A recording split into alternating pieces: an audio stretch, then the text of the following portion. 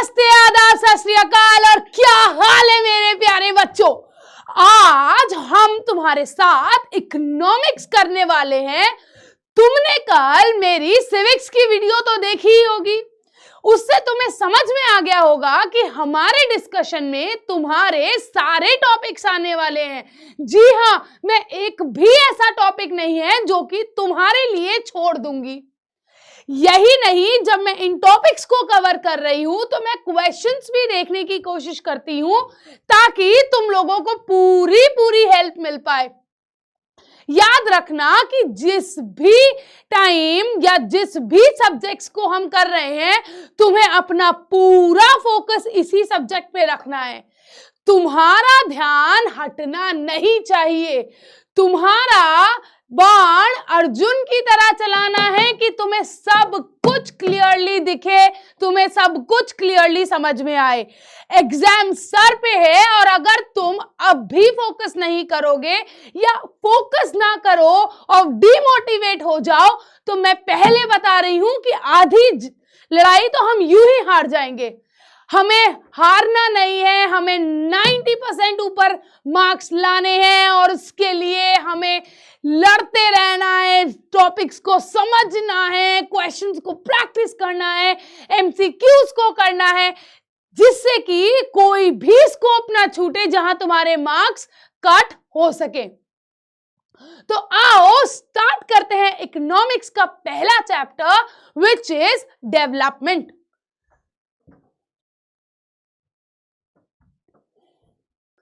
The first chapter is development. तो होता क्या है डेवलपमेंट? क्या ऐसा हो सकता है कि जो डेवलपमेंट मेरे लिए हो, क्या वही डेवलपमेंट तुम्हारे लिए भी होगा? अगर मैं अच्छे से इस टॉपिक को देखूं तो मैं ये बता सकती हूं कि हर आदमी के लिए डेवलपमेंट का कॉन्सेप्ट बहुत अलग है।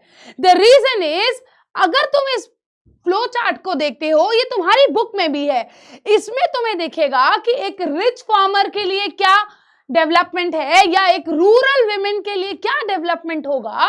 लेकिन एक दूसरे हैंड पर एक आदमी जिसके पास जॉब नहीं है, नौकरी नहीं है, उसके लिए डेवलपमेंट का कॉन्सेप्ट है क्या? डेवलपमेंट का मतलब है a complete development of an individual, not only in the factor of income। मतलब फैक्टर ऑफ इनकम के अलावा भी एग्रीगेट कंपोनेंट्स भी साथ में आगे लेके बढ़ना चाहिए। तुम्हारी बुक में जो एग्जाम्पल दिया है, या तो हम किसी भी एग्जाम्पल को देखते हैं फॉर दैट मैटर, तो एक लड़का और लड़की, अ गर्ल थिंग्स कि अगर वो पढ़ लिख के बहुत अच्छी जॉब ले पाए और बहुत अच्छी पोजीशन पे पहुंच पाए, that is what is development for her. But on the other hand her brother में feel, I do not think that is development for me, क्योंकि मुझे तो अपना बिजनेस खोलना है और पापा के साथ बिजनेस को आगे बढ़ाना है। तो क्या ऐसा जरूरी है कि जो डेवलपमेंट मेरे लिए है वो डेवलपमेंट आपके लिए भी होगी? नो। तो every individual in the society has a different concept of development। अगर हम देखते हैं, can you see this picture? इस पिक्चर में there is a lady and a man। A man is driving a car। अगर उसके पास गाड़ी है तो मतलब समझ जाओ अच्छा खासा पैसे वाला है। आज की डेट में गाड़ी खरीदना आसान काम है क्या? तो अगर किसी के पास एक गाड़ी है तो क्या उसके मन में डेवलपमेंटल गोल्स होंगे? होंगे, बिल्कुल होंगे। और दूसरी तरफ हम एक लेडी को देखते हैं जो कि एक बहुत छोटी सी टेबल के नीचे अपना सर छुपाए बैठी है। तो क्या उस लेडी के लिए भी डेवलपमेंट गोल्स हैं? जी हैं। मतलब हर आदमी के लिए डेवलपमेंट गोल्स होते हैं।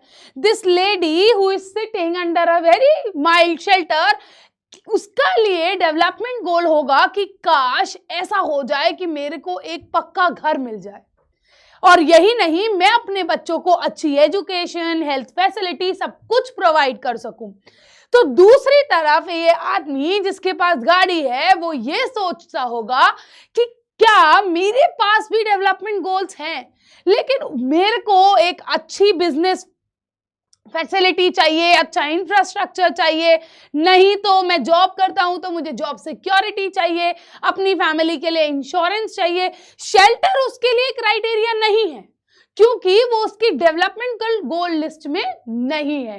तो अगर आप देखेंगे, development is not only related to income but it is also related to other goals.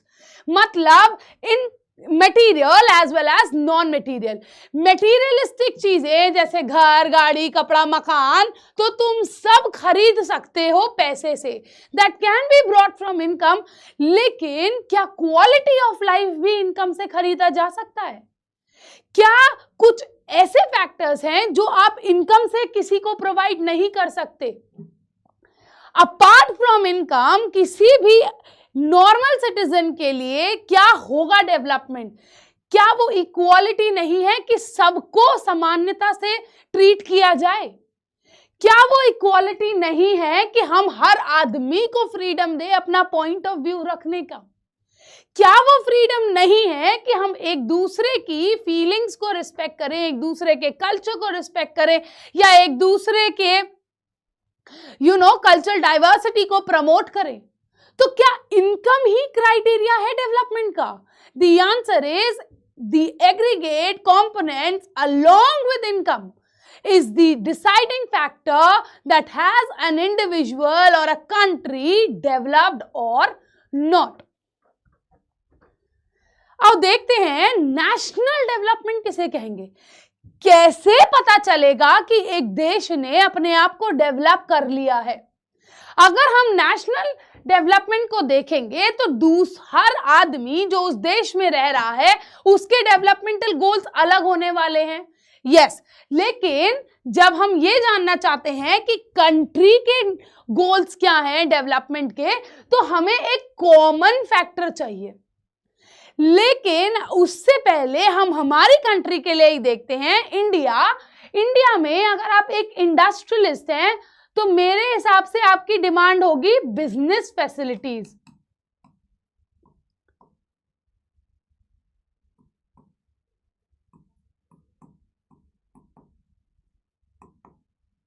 But on the other hand अगर आप मिडिल क्लास इंडिविजुअल हैं तो आपकी डिमांड हो सकता है जॉब सिक्योरिटी, या फिर मैं कहूं हाउस और अ होम ऑफ योर्स। और लोअर इनकम क्लास जो है उसकी डिमांड क्या होगी? रोटी, कपड़ा, मकान। They would be looking for basic necessity. तो हर आदमी का, हमारे पास डिफरेंट क्लासेस हैं और हर क्लास का डेवलपमेंटल गोल बिल्कुल अलग है पहले वाले से। कैसे कंपैरिजन करेंगे? मैंने अभी बताया कि अगर हमें डेवलपमेंटल गोल्स को कंपेयर करना है तो उसके लिए हमें एक कॉमन क्राइटेरिया चाहिए। एक बात बताओ, स्टूडेंट्स में हर बच्चा सिमिलर दिखता है? Is every one of you looking alike to the other? क्या ऐसा होता है? The answer is no. होता क्या है कि हर एक स्टूडेंट का height, weight, complexion, way of speaking अलग है। तो सोचो, अगर एक टीचर को स्कूल में डांस के लिए एक टीम बनानी है, स्पोर्ट्स के लिए एक टीम बनानी है, या म्यूजिक के लिए एक टीम बनानी है, तो वो कैसे पता करेगी कि किन कैंडिडेट्स को लेना चाहिए? The idea is we are going to take into consideration some important characteristics. मतलब हम एक common characteristics का पैरामीटर सेट कर देंगे और उन्हीं characteristics के ऊपर हम डिविजन करेंगे।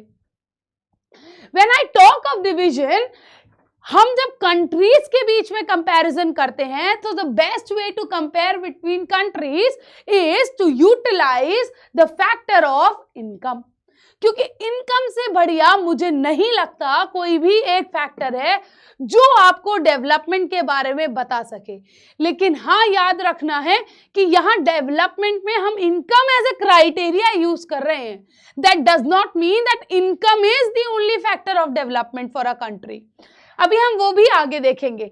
तो अगर हम कंपेयर करते हैं इनकम को, so we use the concept which is called as per capita income. Per capita income का मतलब है कि जितनी भी टोटल इनकम है कंट्री में, हम उसे पॉपुलेशन से डिवाइड कर देंगे। मतलब total income has to be divided by the total number of people who are living in that country. So by that हमें एक एवरेज इनकम मिल जाएगी, जिससे हम पता कर सकते हैं कि वो कंट्री किस जोन में लाई करती है। Now if you see here, कुछ कंट्रीज ऐसी होती हैं जिनकी पर कैपिटा इनकम अप्रोक्सीमेटली $49,000 है। ये अगर तुम इंडियन रुपी में कन्वर्ट करोगे तो बहुत बड़ा अमाउंट है। ये पर कैपिटा है, एवरेज है। अगर तुम मिडिल क्लास को देखोगे तो इट इज अप्रोक्सीमेटली 6,700। और यही हम दूसरे हाथ पे लोअर इनकम ग्रुप को देखेंगे तो दिस इज अप्रोक्सीमेटली 2,500। तो क्या लोअर इनकम ग्रुप में और अपर हाई इनकम ग्रुप कंट्रीज में कितने ज्यादा डिफरेंस है? तो हमने यहां सिर्फ इनकम को एक पैरामीटर यूज किया है ताकि हम कंट्रीज को क्लासिफाई कर पाए एज हाईली डेवलप्ड कंट्री या need some changes for development. But again I am saying income is the not only criteria to understand the factor of development. अब अगर हम हाई इनकम कंट्रीज देखते हैं तो the best example for this is United states of America. यही हम middle income countries देखते हैं, वो कंट्रीज जो डेवलपमेंट की तरफ आगे बढ़ रही हैं, प्रोसेस में बहुत ज्यादा फास्ट हैं। The best example would be our own country India. और अगर हम लोअर इनकम कंट्रीज को देखते हैं तो ये वो कंट्रीज हैं जिनमें अभी भी बहुत काम करने की जरूरत है, क्योंकि ना तो वहां इनकम है, ना वो मेटीरियलिस्टिकली ग्रो हो पाते हैं, ना वो नॉन मेटीरियलिस्टिक चीजें भी अपने सिटीजन्स को प्रोवाइड कर पाते हैं। So for this the best example I will say is Somalia और may be some other African country जो कि अभी बहुत पुअर है और अभी भी डेवलपमेंटल स्टेज के लिए उसे शुरुआत करनी है। अगर तुम इनकम के बेसिस पे देखना चाहते हो तो हमारी कंट्रीज में बहुत सारी स्टेट्स है, लेकिन यहां तुम्हारी बुक में 3 स्टेट्स का एग्जाम्पल दिया हुआ है। ध्यान से प्लीज इसे देखो। Haryana is having the highest GDP, मतलब पर कैपिटा इनकम बहुत ज्यादा हाई है। The second is Kerala and the third is Bihar. Now let us see something which is called as infant mortality rate. Infant mortality rate क्या होता है? It is the number of children who die below the age of 1 year out of 1,000 live children. मतलब कितने percent बच्चे हैं जो 1 साल की उम्र के कम के हैं और वो कितने परसेंट पे मर रहे हैं out of 1,000 live children. The second concept जो यहाँ मेंशन्ड है वो है literacy ratio. Literacy ratio is the ratio of literate population of 7 years and above. कौन पढ़ लिख सकता है? That is what is the literacy ratio. The last is net attendance ratio. Net attendance ratio का मतलब है कि कितने बच्चे आज की डेट में स्कूल को अटेंड कर रहे हैं। अगर तुम ध्यान से देखोगे हरियाणा की जीडीपी रेट बहुत हाई है, या हम कहें पर कैपिटा स्टेट इनकम बहुत हाई है, लेकिन क्या तुम देख सकते हो कि इट इज 30 चिल्ड्रन जो मर रहे हैं। The number is very very high. दूसरी तरफ केरला की जो कि सेकंड नंबर की स्टेज है उसमें इट इज ओनली 7 चिल्ड्रन। तो क्या इससे ये क्लियरली सिग्निफाई नहीं होता कि भले ही एक स्टेट बहुत ज्यादा पैसा कमा रही हो, जरूरी नहीं है कि उस स्टेट के पास पैसा होने की वजह से वो अपनी सिटीजन्स को डेवलपमेंट की तरफ ले जा रही हो। यहीं अगर तुम लिटरेसी रेट में देखोगे कि केरला जो कि सेकंड नंबर पे है अपनी स्टेट कैपिटल इनकम में, वो हाईएस्ट लिटरेसी रेट पहुंचाती है। वहीं उसके साथ तुम बिहार को देखोगे कि पैसा तो है बिहार में, the state of Bihar has money, लेकिन उस पैसे का क्या होगा जब उनका लिटरेसी रेट ही बड़ा लो है। तो हम इससे क्या बोल सकते हैं कि income can not be the only criteria कि आपके पास पैसा होगा तो आपके पास डेवलपमेंटल फैक्टर्स होंगे या नहीं होंगे। नेट अटेंडेंस रेशियो में भी केरला इज हाईएस्ट एंड देखोगे बिहार इज लोवेस्ट। तो इससे ये है कि केरला के पास भले ही state capital income second number की हो, लेकिन उसका कंट्रीब्यूशन अपने डेवलपमेंटल फैक्टर्स में बहुत क्लियरली दिख रहा है। Now, if you see, apart from this, there are certain things जो पैसा शायद नहीं खरीद सकता। क्या बेटा पैसा खुशी खरीद सकता है? तुम मुझे बताओ कि अगर तुम्हारे पास बहुत सारा पैसा है, मैंने माना तुम्हारे पास कमरे भर रहे हैं, दीवारों के अंदर पैसा है, तो क्या वो पैसा तुम्हें फ्री एनवायरनमेंट दे देगा जहां पे पोल्यूशन ना हो? अगर पैसा है या अगर पैसा नहीं है तो भी तो तुम्हें पोल्यूशन के साथ ही रहना पड़ेगा। क्या जरूरी है कि पैसा होने से ही तुम्हें साफ पानी मिलेगा? क्या साफ पानी सबको नहीं मिलना चाहिए? तो पैसा होने की वजह से ऐसा नहीं है कि जो लोग बहुत ज्यादा अमीर हैं सिर्फ उन्हें ही साफ पानी मिल रहा है या तुम लोगों को नहीं मिलेगा जो लोअर इनकम ग्रुप में आते हैं। अगर पानी गंदा होगा तो सबके लिए होगा ना, सिर्फ एक ही के लिए गंदा होगा, एक स्पेसिफिक इनकम ग्रुप के लिए। तुम देखोगे अगर कोई इन्फेक्शियस डिजीज आ गई है तो क्या वो हाई इनकम ग्रुप को इफेक्ट नहीं करती? मतलब जब कोविड आया था तो हम मान लें कि जो हाई इनकम ग्रुप के लोग थे वो बीमार नहीं हुए या उन्हें कोरोना वायरस नहीं हुआ, तो क्या पैसे ने इन्फेक्शियस डिजीज को रोक लिया? इसी तरीके से जरूरी है कि क्या पैसा तुम्हें क्वालिटी ऑफ एजुकेशन दे पाए। इसीलिए हम कह सकते हैं कि भले ही पैसा जरूरी है, लेकिन कुछ पब्लिक फैसिलिटीज ऐसी हैं जो दोनों को नीडेड है, you be in the higher income group या फिर तुम लोअर इनकम ग्रुप में ही क्यों ना हो। Now, money in your pocket cannot buy all the goods and services that you may need to live a well and a good life. Now, if you see from here, Human Developmental Index, यही एक index है जो कि पता करती है क्या हमारी सच में डेवलपमेंट हो रही है। इस इनकम के लिए 3 क्राइटेरियाज होते हैं, one is health, the second is education and the third one is income.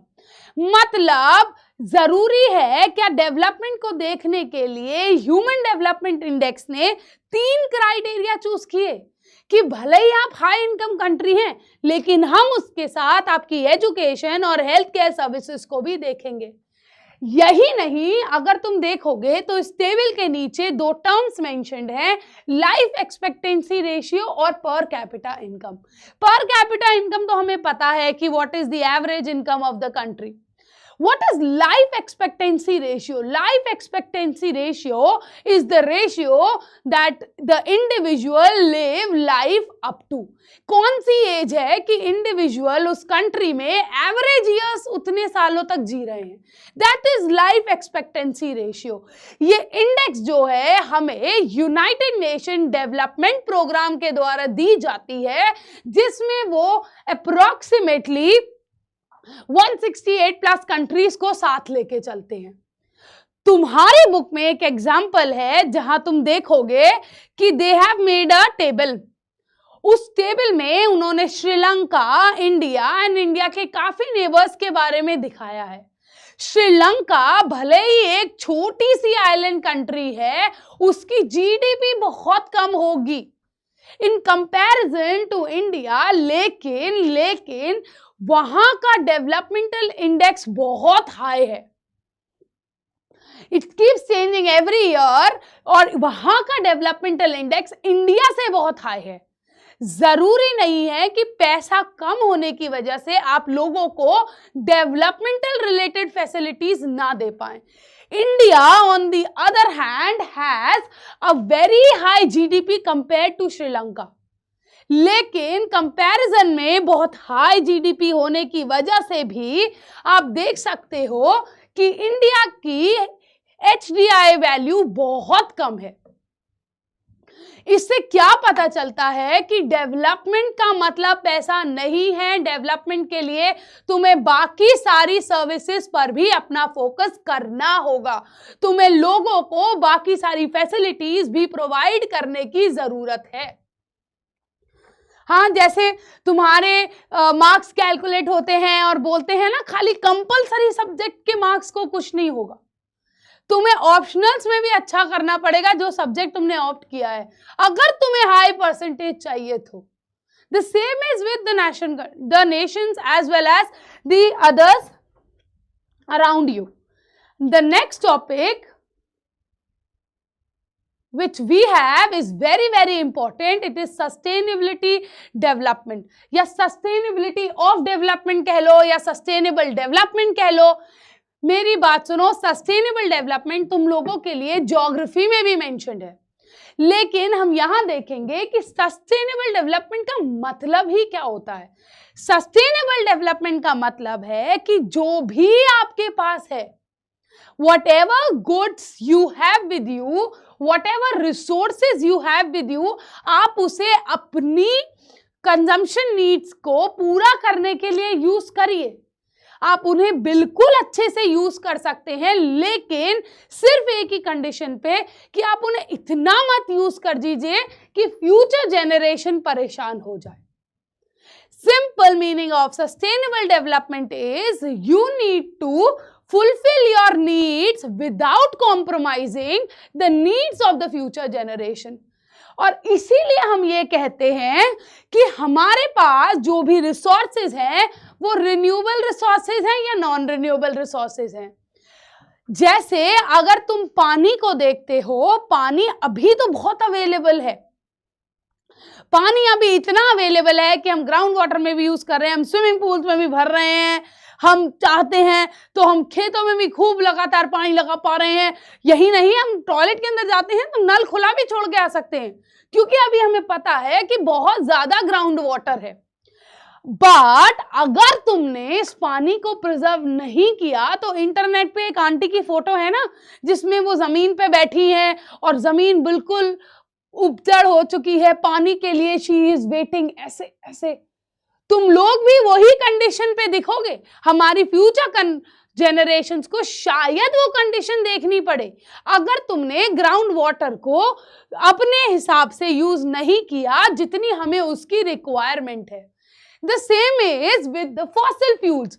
हम आज की डेट में इतनी सारी ऑटोमोबाइल इंडस्ट्रीज लगा रहे हैं या हम इतनी मैन्युफैक्चरिंग इंडस्ट्रीज लगा रहे हैं, हर जगह हम डीजल और पेट्रोल का यूज करते हैं ना।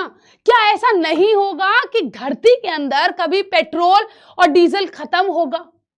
अगर तुम जानते हो तो हमारे अर्थ के क्रस्ट में सिर्फ 1% फॉसिल फ्यूल है और उसको हमने इतना ज्यादा यूज कर दिया है, इतना ज्यादा यूज कर दिया है कि चांसेस है कि हमारी फ्यूचर जनरेशन को कोई और ऑल्टरनेटिव निकालना पड़ेगा और उन्हें फॉसिल फ्यूल मिलेगा ही नहीं।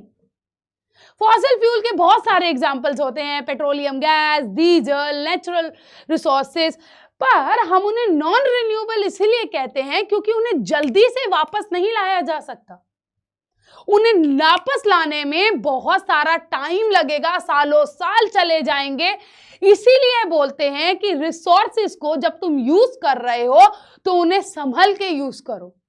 That is what is sustainable development, when you are utilizing your resources without compromising the demand of the future generation. Now, let us see some of the questions। और अगर तुम्हें topic समझ में आया है तो questions तो बिल्कुल मक्खन है। The first question is match the following human developmental index। बेटा ये तो अभी हमने किया। It measures only the income level of people, focuses on income growth, measures social progress। क्यों हम इंडेक्स को लाते हैं, क्यों हम एक डेवलपमेंटल इंडेक्स लाए हैं? Basically to measure what is the social progress. Then next is per capita income. Per capita income के लिए तो मैंने सीधे तुम्हारे सामने लिखा था, which is total income divided by total population, and it is very clearly written here. The third is sustainable development. Sustainable development is focuses only on economic growth, measures only the income level of people. Sustainable development is अगर आप देखेंगे हमारे पास सिर्फ एक ही option है जो matched है, which is per capita income. Per capita income के अलावा the other human development index है, लेकिन that is written way down. So हमें क्या देखना है क्वेश्चन में, which is correctly matched. The answer is B, which gives total income divided by total population. The next is arrange the following stages of development in correct order. तो अगर तुम देखोगे यहां करेक्ट ऑर्डर क्या होगा, पहले हमारे पास एग्रीकल्चरल ग्रोथ आई है ना। जब हम डेवलपमेंट करना स्टार्ट किया तो we were starting to develop agriculture only ना, so it will start with agriculture. फिर हमारे पास इंडस्ट्रीज आई, इंडस्ट्रीज आने की वजह से हमारे पास टेक्नोलॉजिकल एडवांसमेंट आया, और टेक्नोलॉजिकल एडवांसमेंट के बाद हमारे पास अब क्या नीड आ गई है, that we preserve for future generation. The answer is A. The next is what should be the impact of high infant mortality rate on a country's developmental indicators. मतलब infant mortality rate अगर high हुआ, percentage of the children below the age of 1 year in the 1000 live children death, तो अगर वो ratio high होता है तो क्या होगा, it would negatively affect the life expectancy, maybe it would increase पर कैपिटा इनकम। अगर इन्फेंट्स की डेथ हो रही है तो पर कैपिटा इनकम से क्या रिलेशन है। The next is it would improve countries HDI ranking. ऐसा पॉसिबल है क्या कि कंट्री की HDI रैंकिंग इससे इंप्रूव हो सकती है? Not at all. Human development index पे अगर इन्फेंट मोरालिटी रेट हाई है तो HDI इंडेक्स नीचे जाएगी ना। The next is it would have no impact on the development. I think it would negatively affect the development, and the answer would be A. ऐसा तो हो ही नहीं सकता कि इन्फेंट मोरालिटी रेट का डेवलपमेंट पे कोई असर ना हो, क्योंकि हमें पता है इनकम के साथ हमें दूसरे क्राइटेरियाज को भी देखकर चलना है। The next is, in some countries, economic growth has been high, yes, yet inequality exists. While per capita income may be high, ठीक है, people still lack access to education, healthcare and basic services. ये कौन सी condition है जब economic growth तो high है लेकिन inequality है, पर कैपिटा इनकम हाई है लेकिन एजुकेशन, हेल्थ केयर और बेसिक सर्विसेज मिसिंग है। तो इसके लिए ये कौन सी सिचुएशन के बारे में बात हो रही है? ये हम बात कर रहे हैं कि per capita income alone is not sufficient indicator of development, या countries with high economic growth have no development issue. ये तो कैसे भी पॉसिबल नहीं है, क्योंकि हाई इकोनॉमिक ग्रोथ है लेकिन इश्यूज क्या है, इनइक्वालिटी का इशू है, हेल्थ का इशू है, एजुकेशन का इशू है। Economic growth always ensure development. अगर इकोनॉमिक ग्रोथ हमेशा डेवलपमेंट ही करती तो बेटा यहाँ इनइक्वालिटी क्यों है, यहाँ हेल्थ में प्रॉब्लम क्यों है, एजुकेशन में प्रॉब्लम क्यों है? High GDP means high HDI ranking. अगर हाई जीडीपी है, हाई पर कैपिटा इनकम है, तो बेटा एजुकेशन और हेल्थ केयर में तो प्रॉब्लम नहीं होनी चाहिए थी ना। तो क्या इसका मतलब ये है कि हेल्थ केयर और एजुकेशन सेक्टर में प्रॉब्लम नहीं होगी अगर जीडीपी हाई हो? Let the answer is automatically here, which is per capita income alone is not sufficient to decide the indicators of development. अब हम आ जाते हैं हमारे नेक्स्ट सेक्टर पे या हमारे नेक्स्ट चैप्टर पे, which is sector of economy. अगर हम सेक्टर्स ऑफ इकोनॉमी के बारे में बात करने वाले हैं तो बेटा हम शुरू से देखेंगे। पहली बात कि यही कि हमारे पास सेक्टर्स आए कहां से, मतलब हम कैसे डिसाइड करेंगे कि कौन सी चीज किस सेक्टर में आती है। अगर हमें किसी को किसी सेक्टर में डिवाइड करना है तो हमें पता होनी चाहिए कि sectors are divided on the basis of economic development या इकोनॉमिक एक्टिविटी। मतलब जो भी इकोनॉमिक एक्टिविटी होती है उसी के बेसिस पे उन्हें सेक्टर्स में सेग्रीगेट किया जाता है। हमारे पास बेसिकली 3 सेक्टर्स होते हैं। Number 1 is primary sector, number 2 is secondary sector, number 3 is tertiary sector.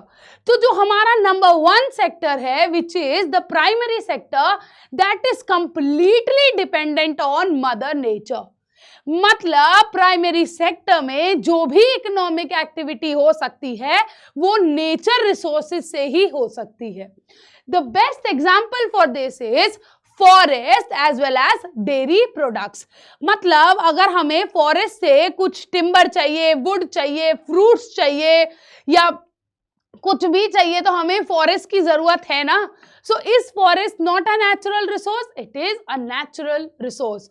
अगर यही नहीं, अगर तुम चाहो तो प्राइमरी सेक्टर को एग्रीकल्चर और एग्रीकल्चर रिलेटेड एक्टिविटीज के नाम से भी बोल सकते हो, क्योंकि तुम्हें पता है एग्रीकल्चर होगा कब, जब पीस ऑफ लैंड होगी, और पीस ऑफ लैंड एक नेचुरल रिसोर्स है या नहीं है।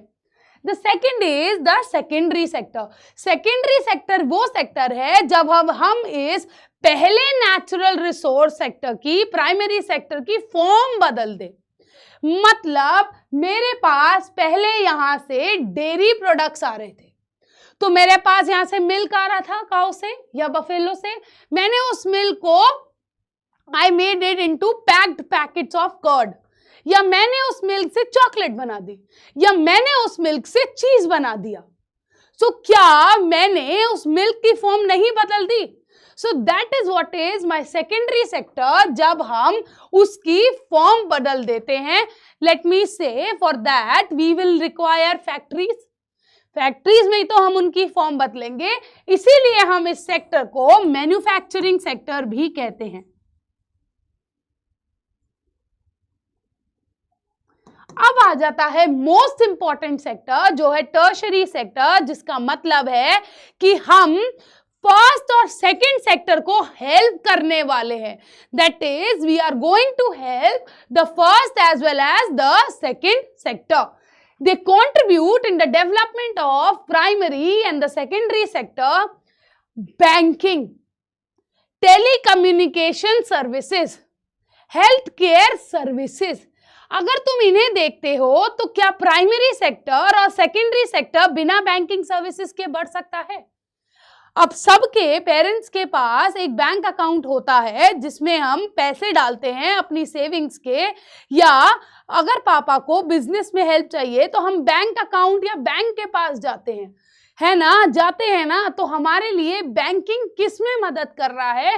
पापा को एक फैक्ट्री सेटअप करने के लिए, या अगर हमें माइनिंग करनी है, किसी माइन में से ओर निकालना है और उसके लिए इक्विपमेंट्स चाहिए, और उस माइनिंग को करने के लिए हमें पहले बैंक से पैसा लेना है, क्योंकि हम पे इतना सारा पैसा एक साथ नहीं है। तो क्या हमारा बैंकिंग सेक्टर हमें primary sector as well as secondary sector में मदद नहीं कर रहा? That is why we can say that the tertiary sector is one of the most important sector of any economy. Now let us see here, यहां देखो, यहां primary sector में हमारे पास एक कॉटन है ना। अब हम इस कॉटन से शर्ट बनाते हैं, हम इस कॉटन से यूज करके शर्ट्स बनाते हैं। अब मैंने एक जगह पर मैन्युफैक्चर कर ली बहुत सारी शर्ट्स। अब मैं इन शर्ट से ट्रक से इन्हें इंडिया के या वर्ल्ड के किसी भी पार्ट्स में डिस्ट्रीब्यूट करूं, तो क्या मेरा टर्शरी सेक्टर मेरी सेकेंडरी और इनिशियल सेक्टर को मदद नहीं कर रहा? हाँ, अगर मुझे पैसे चाहिए एटीएम मशीन से ही तो निकालूंगी, यही नहीं, अगर मुझे कुछ अब्रॉड एक्सपोर्ट करना है तो I will use the service of internet. So can you not see कि एक कॉटन जो प्राइमरी सेक्टर का पार्ट था, कैसे मैंने उससे एक शर्ट बनाई और एक शर्ट बनाने के बाद उसे टर्शरी सेक्टर की मदद से सारे वर्ल्ड में या अपने देश में डिस्ट्रीब्यूट कराया। Now how do we compare the three sectors? तुम्हारी बुक में एक एग्जाम्पल दिया है एक फार्मर का। अगर तुम देखते हो तो एक फार्मर के पास वीट बेचता है, वो कितने का वीट बेचता है? 20 rupees per KG. What he does, वो मिल के पास जाता है, मिल ओनर के पास, जो कि उससे उसका सारा गेहूं खरीद लेती है। ये मिल ओनर बिस्किट फैक्ट्री वाले को लेट मी से 25 रुपए में सारा वीट आगे ग्राइंड करके बेच रहे हैं। तो एक फार्मर से जिनसे उन्होंने 20 रुपए में खरीदा था, उसे पिसाई करके गेहूं को वो बिस्किट फैक्ट्री को 25 रुपए में बेच रहे हैं। और ये बिस्किट फैक्ट्री सबको, सारे कंज्यूमर्स को बिस्किट्स कितने में दे रही है? 80 रुपीज में। तो कंज्यूमर्स के पास क्या पहुंच रहा है?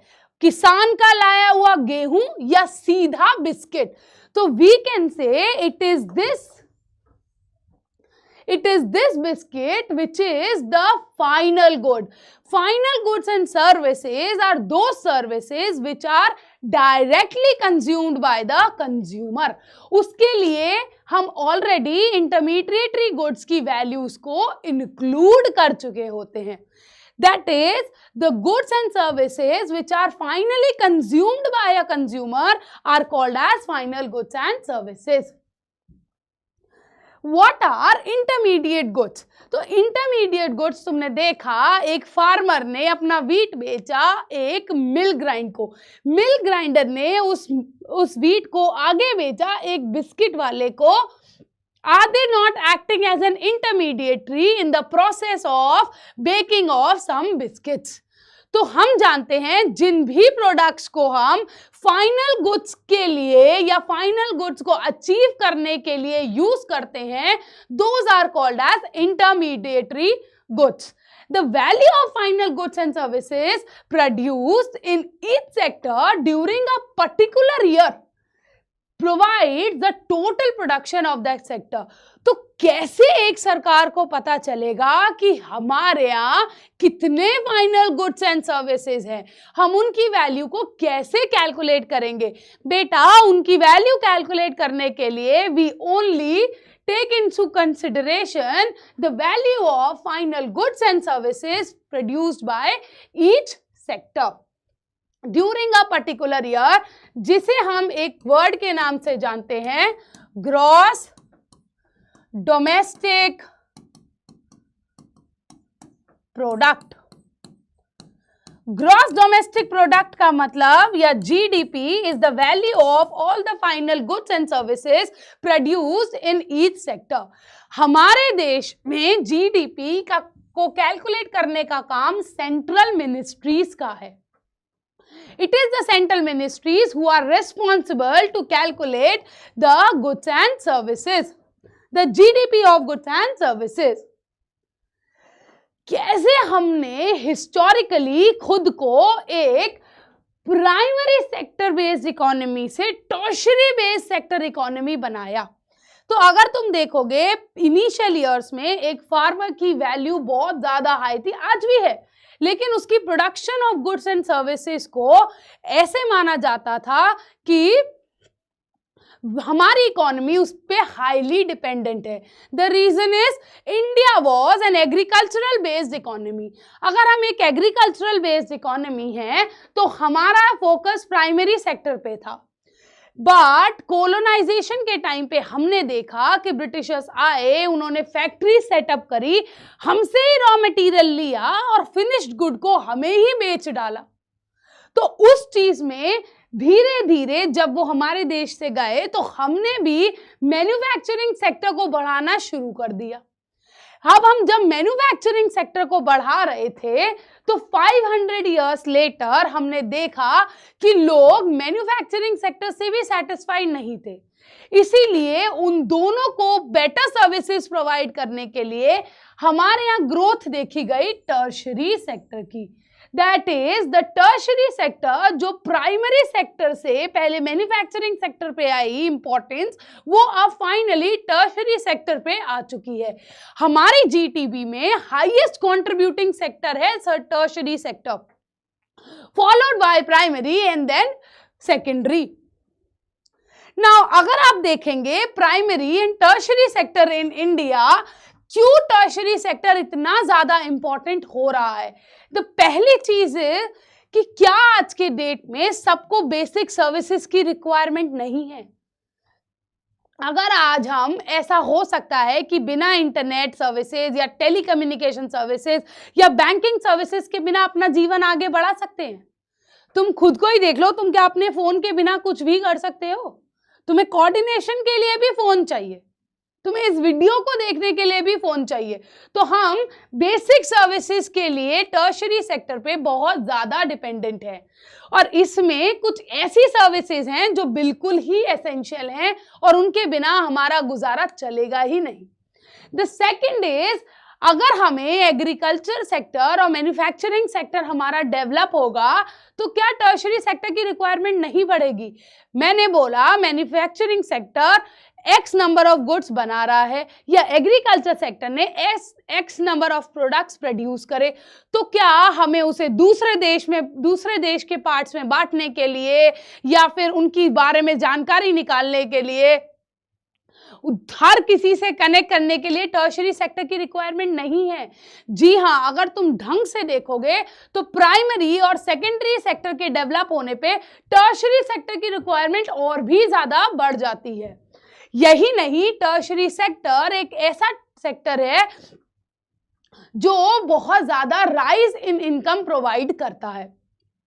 अगर किसी के पास जमीन नहीं है, प्रॉपर्टी नहीं है और वो जॉब करता है या टर्शरी सेक्टर की सर्विसेज में एम्प्लॉय हो जाता है, तो तुम देखोगे कि कैसे उसकी इनकम एडवांसमेंट और ज्यादा जल्दी होती है। और ये तो पता ही है कि certain tertiary activities have become essential, medical services, education, IT and communication, banking services. आज के जीवन में, आज की दुनिया में इनके बिना गुजारा करना मुश्किल ही नहीं, नामुमकिन है। The next is high, where are the most of the people employed. यहां तुम देखो प्लीज, इनिशियली क्या था कि प्राइमरी टर्शरी सेक्टर ऐसे था और ये थोड़ा थोड़ा जीडीपी में कंट्रीब्यूट कर रहे थे, लेकिन अगर तुम लेटेस्ट डेटा देखोगे तो manufacturing sector is contributing this much, sorry primary is contributing this much, manufacturing में भी से वाई, बट अगर तुम टर्शरी सेक्टर को देखोगे तो वो इन दोनों को सर्विसेज देते देते खुद बहुत बड़ा कंट्रीब्यूटर बन गया है। इनका सेक्टर्स में जीडीपी बढ़ने से क्या इनमें एम्प्लॉयमेंट भी बढ़ी है?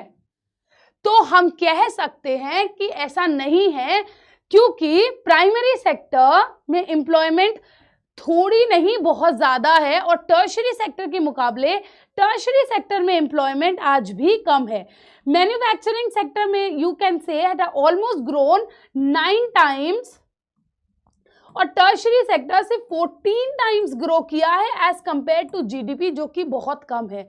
ऐसा क्यों है मैम कि इतनी ज्यादा जीडीपी कंट्रीब्यूशन होने की वजह से भी दोनों सेक्टर्स इतना ज्यादा आगे नहीं बढ़ पाए? The first and the foremost reason is कि जो हमारा मैन्युफैक्चरिंग सेक्टर है ना, या जो हमारा प्राइमरी सेक्टर है, हमारी कंट्री एक एग्रीकल्चर बेस्ड कंट्री है और यहाँ पर स्मॉल और मार्जिनल फार्मर्स जो हैं वो हाईएस्ट है नंबर में।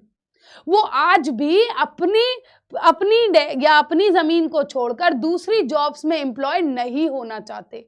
उन्हें आज भी लगता है कि production is the sole source that could be made for the income. यही नहीं, अगर आप इसके अलावा एक सबसे बड़ी प्रॉब्लम है कि everybody is not willing to get education और द सर्विसेज और the required condition to enter the tertiary sector. आपके पास कुछ बेसिक नॉलेज या बेसिक क्राइटेरियाज हैं टर्शरी सेक्टर में एंटर करने के लिए, या कह सकते हैं जो छोटी मोटी बेसिक क्वालिफिकेशंस है। आज भी प्राइमरी सेक्टर उन क्वालिफिकेशंस को पूरा नहीं करना चाहता और उस छोटी सी जगह से अपने लिए ही बस इनकम जनरेट करना चाहता है। अपार्ट फ्रॉम दिस, अब जो स्मॉल एंड मार्जिनल फार्मर्स हैं उनमें एक सबसे बड़ी प्रॉब्लम आती है कि एक बड़ी फैमिली जब तक उस लैंड पे डिपेंडेंट है till then it is okay, but what happens अगर उस फैमिली में 2 बेटे हैं और लैंड डिवाइड हो जाती है, लैंड तो सेम है ना, डिवीजन से मेंबर्स बढ़ जाते हैं, जिसकी वजह से उस प्राइमरी सेक्टर पे और भी ज्यादा लोड आ जाता है। Now, अगर तुम देखोगे then your book talks about a condition which is called as underemployment. अंडरएम्प्लॉयमेंट को एक्सप्लेन करने के लिए तुम्हारी बुक में लिया है लक्ष्मी का example. Lakshmi is a lady, उसके साथ 4 फैमिली मेंबर्स रहते हैं उसके, एंड वो एक छोटे से लैंड पर कल्टीवेशन करती है। ये लैंड इतना सा है कि दिस कुड ओनली, इसको सिर्फ 2 लोगों के एम्प्लॉयमेंट की नीड है, लेकिन लक्ष्मी की फैमिली के पास कोई और एम्प्लॉयमेंट सर्विसेज नहीं है, तो वो पांचों के पांचों उसी एक लैंड पे काम करते हैं। Which means no matter what is the requirement, you are inputting more than what is required in that particular agricultural land. अगर तुम देखोगे यहाँ अब एक जमींदार या इंडस्ट्रियलिस्ट आता है, लेट मी से एक्स, और वो लक्ष्मी से कहता है that why don't you provide me 2 more individuals. अगर वो यहाँ से 2 इंडिविजुअल्स इंडस्ट्रीज में अपने साथ काम करने को ले जाता है, फिर भी यहाँ 3 लोग रह गए, लेकिन हमें पता है उनके जाने से हमारी एग्रीकल्चरल प्रोडक्टिविटी पे कोई भी फर्क नहीं पड़ने वाला। इसीलिए हम इस टाइप के अंडर एम्प्लॉयमेंट, जहां पर more than what is required और more than people who are required are employed, in order to avoid that we try to talk about underemployment, but इस टाइप के अंडर एम्प्लॉयमेंट को हम disguised unemployment भी कह सकते हैं। मतलब लोगों को पता ही नहीं है उनकी कि वो फुल कैपेसिटी से परफॉर्म नहीं कर पा रहे हैं, बट उनकी जो कैपेसिटी है या काम करने की लेबर एफर्ट है वो ही एक दूसरे में डिवाइड हो रहे हैं। तुम यहाँ देखो, more than the people required, अब लक्ष्मी को सिर्फ 2 लोगों की जरूरत थी, पर यहाँ तो 5 लोग थे। Then people are not working till their full capacity. If you see, the full capacity of the land is कि if 2 people work at the full capacity तब भी काम चल जाएगा। लेकिन प्रॉब्लम क्या है, यहाँ 5 लोग एम्प्लॉयड हैं, तो किसी भी एक को अपनी कैपेसिटी शो करने का मौका ही नहीं मिल रहा। अगर मैंने इसमें से 2 लोग एक्स के साथ भेज दिए फैक्ट्री में काम करने के लिए, तो क्या लैंड की प्रोडक्टिविटी कम हो गई? No. This is what is something which is called as under employment. तुम्हारे प्रीवियस ईयर्स में एक क्वेश्चन बहुत प्रोमिनेंटली आता है कि कौन सा सेक्टर है जिसमें ये अंडर एम्प्लॉयमेंट बहुत ज्यादा विजिबल है। द आंसर इज एग्रीकल्चर, क्योंकि अभी हमने डिस्कस किया एक स्मॉल पीस ऑफ लैंड है, उसे 2 बेटों ने अपने में डिवाइड कर लिया, तो भैया बेटों की तो फैमिली बढ़ेगी, तो इतना सा लैंड जो पहले 5 लोगों को सपोर्ट करता था, now that will be supporting approximately 10 people. तो क्या हम उसमें अंडर एम्प्लॉयमेंट की सिचुएशन नहीं फेस कर रहे हैं? Now apart from this, the next topic is कि हम एम्प्लॉयमेंट को कैसे क्रिएट कर सकते हैं। अगर हम एम्प्लॉयमेंट क्रिएट करना चाहते हैं, तो पहली बात हमें लैंड की प्रोडक्टिविटी बढ़ाने की सोचनी चाहिए। मतलब अगर लक्ष्मी, जिसके पास इरिगेशन फैसिलिटीज नहीं है, पानी का कोई जरिया नहीं है, अगर सरकार उसे इरिगेशन फैसिलिटीज प्रोवाइड कर देती है या उसे लोन दे देती है कि तुम अपने खेत में एक कुआं खोद लो, तो पहले वो सिर्फ एक ही क्रॉपिंग सीजन में क्रॉप्स उगा पाती थी पूरे साल में, तो सरकार की मदद से अब वो एक नहीं 2-2 क्रॉपिंग सीजन्स पूरे कर सकती है। अपार्ट फ्रॉम दिस, अगर हमें गुड्स एंड सर्विसेज के बारे में, अगर उसकी गुड्स एंड सर्विसेज बहुत अच्छी क्वालिटी की हैं या बहुत ज़्यादा क्वांटिटी में प्रोड्यूस हो रही हैं, तो क्या ये हमारा या गवर्नमेंट का वर्क नहीं है कि वो उसे ट्रांसपोर्ट करे किसी और जगह पे जहां पर उन प्रोडक्ट्स की ज़रूरत है? अगर उन प्रोडक्ट्स की वहां पे ज़रूरत है तो हम उन्हें वहां यूटिलाइज कर सकते हैं। Otherwise the government can also build cold storage. Cold storage क्या है? जब हम प्रोडक्ट्स को स्टोर कर लेते हैं ताकि हम उन्हें तब यूज कर सके जब हमें रिक्वायरमेंट हो। तो कोल्ड स्टोरेज बनाने से जो प्रोडक्ट्स कम क्वांटिटी में डेवलप हो रहे थे या कम क्वांटिटी में उगाए जा रहे थे, वो भी तो उगने लगेंगे। The people will be motivated that even if the crop does not sell, कोई बात नहीं, लेकिन हम उस क्रॉप को कोल्ड स्टोरेज में रख सकते हैं। The third is, अगर हमें पता है कि अंडर एम्प्लॉयमेंट बहुत ज्यादा है, तो क्या हमें लोकल इंडस्ट्रीज को प्रमोट नहीं करना चाहिए? Should we not provide easy credit facility या should we not provide people with subsidy, कि ताकि वो छोटी छोटी यूनिट्स को लगा सकें, और उन यूनिट्स को लगाने के लिए जो अंडर एम्प्लॉयड लोग हैं, जो लक्ष्मी की फैमिली में 3 लोग बचे हैं, उसमें से वो 2 लोगों को बुलाकर अपने यहाँ काम करा सकें। यही नहीं, अगर तुम देखोगे तो you have to move them to other sectors. अगर हम चाहें तो why do not we provide them with free education, medical services, training and etcetera. यही नहीं, we can insert in them some skills, ताकि वो अपनी एम्प्लॉयमेंट के लिए कोई और तरीका ढूंढ सकें अपार्ट फ्रॉम दैट लैंड। कह सकते हैं अगर लक्ष्मी के यहाँ एक आदमी लेट मी से पढ़ लिख कर इंजीनियर बन जाता है, तो क्या उसे लैंड पे ही डिपेंडेंट होना होगा अपनी जॉब के लिए? क्या उसे कहीं और जॉब नहीं मिल सकती? द नेक्स्ट इज, हमें रीजनल एक्टिविटी और टूरिज्म को प्रमोट करना चाहिए।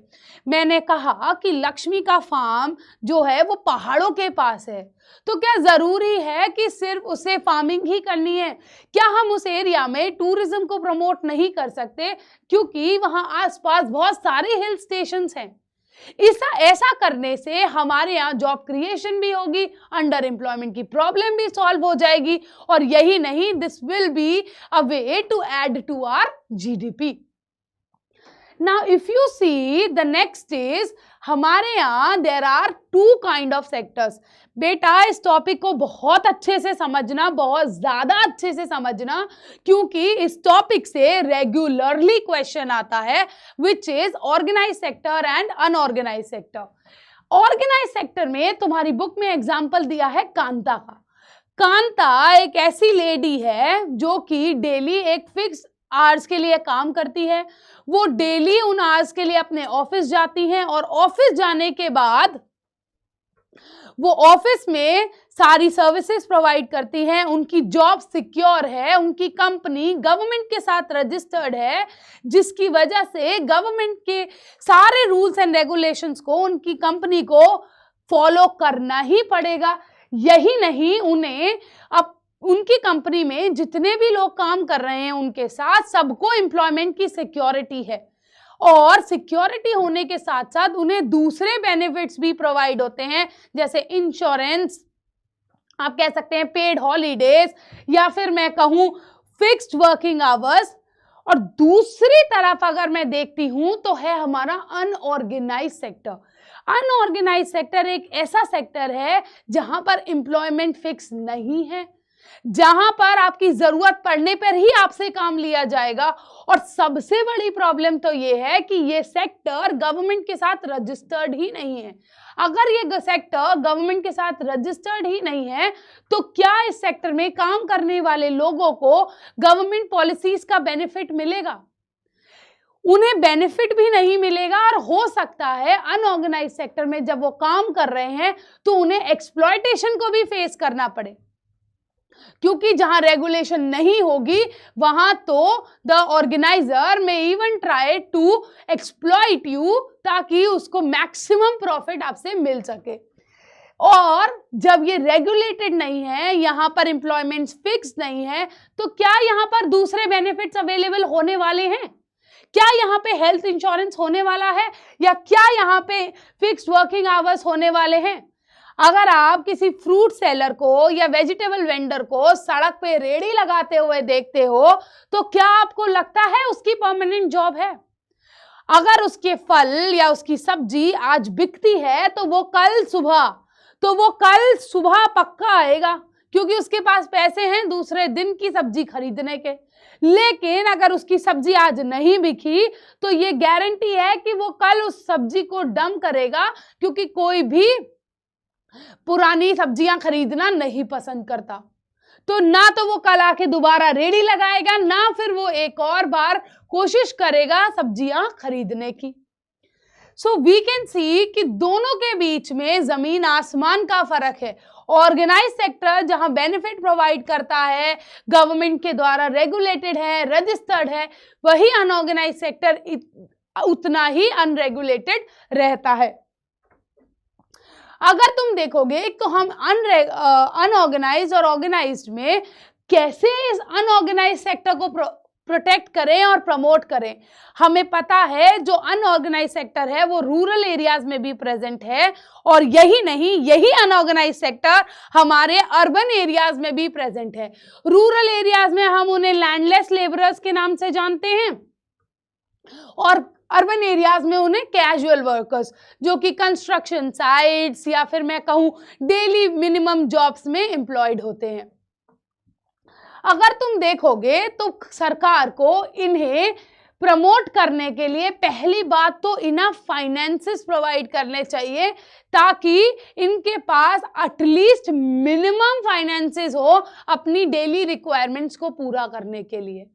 यही नहीं, गवर्नमेंट को छोटी छोटी इंडस्ट्रीज सेटअप करनी चाहिए, जहां पर हम इस अनऑर्गेनाइज सेक्टर की लेबर फोर्स का यूज कर सकें और कुछ नया आउटपुट निकाल सके, जो कि सरकार के लिए भी बेनिफिशियल होगा, लोगों के लिए भी बेनिफिशियल होगा, और इन वर्कर्स के लिए तो डेफिनेटली बेनिफिशियल होगा ही होगा।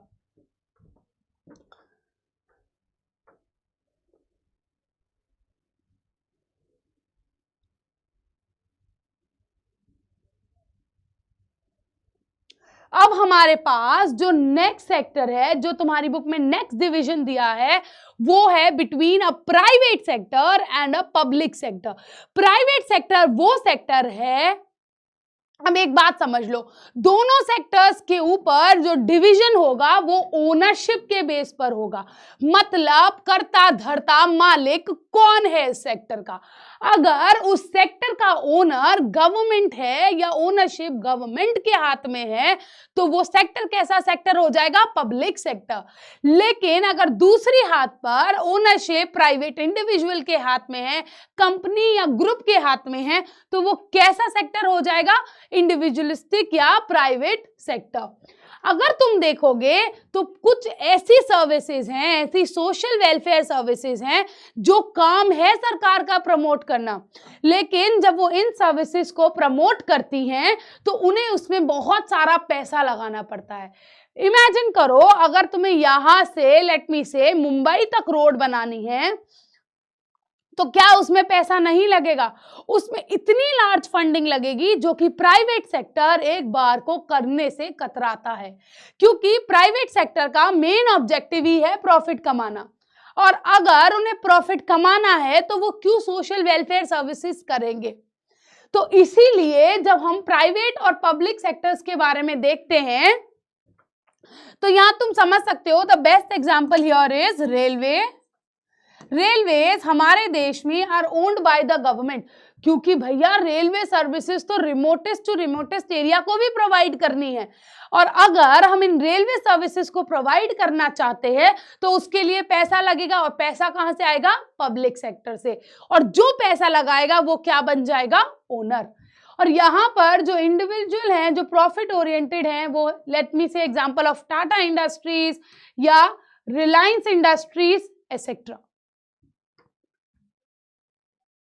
Now, before we see all this, let us see some of the questions जो इस सेक्टर से बहुत इंपॉर्टेंट हैं, the tertiary sector has become the largest contributor to Indian GDP.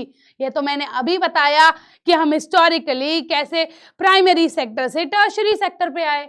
यही नहीं, the tertiary sector only includes high income jobs like banking and IT. हाँ, क्योंकि अगर आप पढ़े लिखे हैं तभी तो आप बैंकिंग, आईटी एक्सेट्रा में इन्वॉल्व हो सकते हैं। So the answer is A and R are true and R is the correct explanation of A. हमें पता है कि टर्शरी सेक्टर बहुत ज्यादा जीडीपी क्रिएट करता है। कैसे जीडीपी क्रिएट कर सकता है? क्योंकि एक ये बहुत हाई पेइंग सेक्टर है। The next is identify the current statement about the unorganized sector. It provides no security or fixed wages. ये तो हमने बोला कि यहाँ पे कोई भी जॉब सिक्योरिटी है ही नहीं। It mainly consists of small scale businesses, daily wage laborers. It employees get regular benefit like health insurance and pension. क्या ये हमने ऑर्गेनाइज सेक्टर में नहीं देखा था? बेटा अनऑर्गेनाइज है तो तुम ऑटोमेटिकली थर्ड को एलिमिनेट करोगे, तो तुमने देखा कि दो ऑप्शन तो एलिमिनेट हो गए हैं। It is mostly found in urban areas and has strict government regulation. इस अनऑर्गेनाइज सेक्टर के लिए मैंने तुम्हें बताया कि सबसे बड़ी प्रॉब्लम ही ये है कि ये रेगुलेट नहीं होता है, इसीलिए इसका आंसर क्या हो गया? 1 and 2। मैच द फॉलोइंग, ये तो बहुत इजी क्वेश्चन है। प्राइमरी सेक्टर जो कि नेचर रिलेटेड प्रोडक्ट से हो, 1 का 3। अगर तुम्हें 1 का 3 आता है तो बाकी ऑप्शंस देखने की जरूरत ही नहीं है, हम सीधे आंसर पे आ चुके हैं, बट हम फिर भी करेंगे। Secondary sector comprises of construction and textile, tertiary sector banking services and public sector Indian railway. Now a worker in a factory earns a fix salary, ठीक है, उसको फिक्स सैलरी मिल रही है, उसको पेंशन बेनिफिट्स हैं और वो एक सिक्योर एनवायरनमेंट में काम करता है। तो ये बता दो, दूसरी साइड एक रोड साइड वेंडर है, हमने भी रोड साइड वेंडर का एग्जांपल लिया था और देखो उन्होंने पीवाईक्यू में सेम क्वेश्चन पूछ दिया। Has no fix income, works without any official recognition and faces uncertainty. बताओ ये कौन से इनकम का डिफरेंस है या कौन से सेक्टर का डिफरेंस है? ये तो बहुत ज्यादा इजी है, it is between organised and unorganised. अगर तुम कंफ्यूज हो जाते हो ऑर्गेनाइज्ड, प्राइवेट और पब्लिक, याद रखना प्राइवेट और पब्लिक के लिए, दोनों के लिए ओनरशिप इंपॉर्टेंट है। यहां पर हमारे लिए जो इंपॉर्टेंट है वो है security, regulation, including benefits etcetera. Now we come to the most important chapter, most interesting chapter, which is money and credit.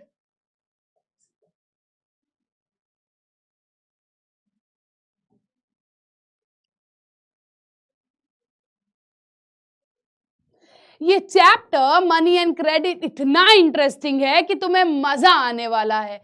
पहले देखते हैं कि मनी आया कहां से।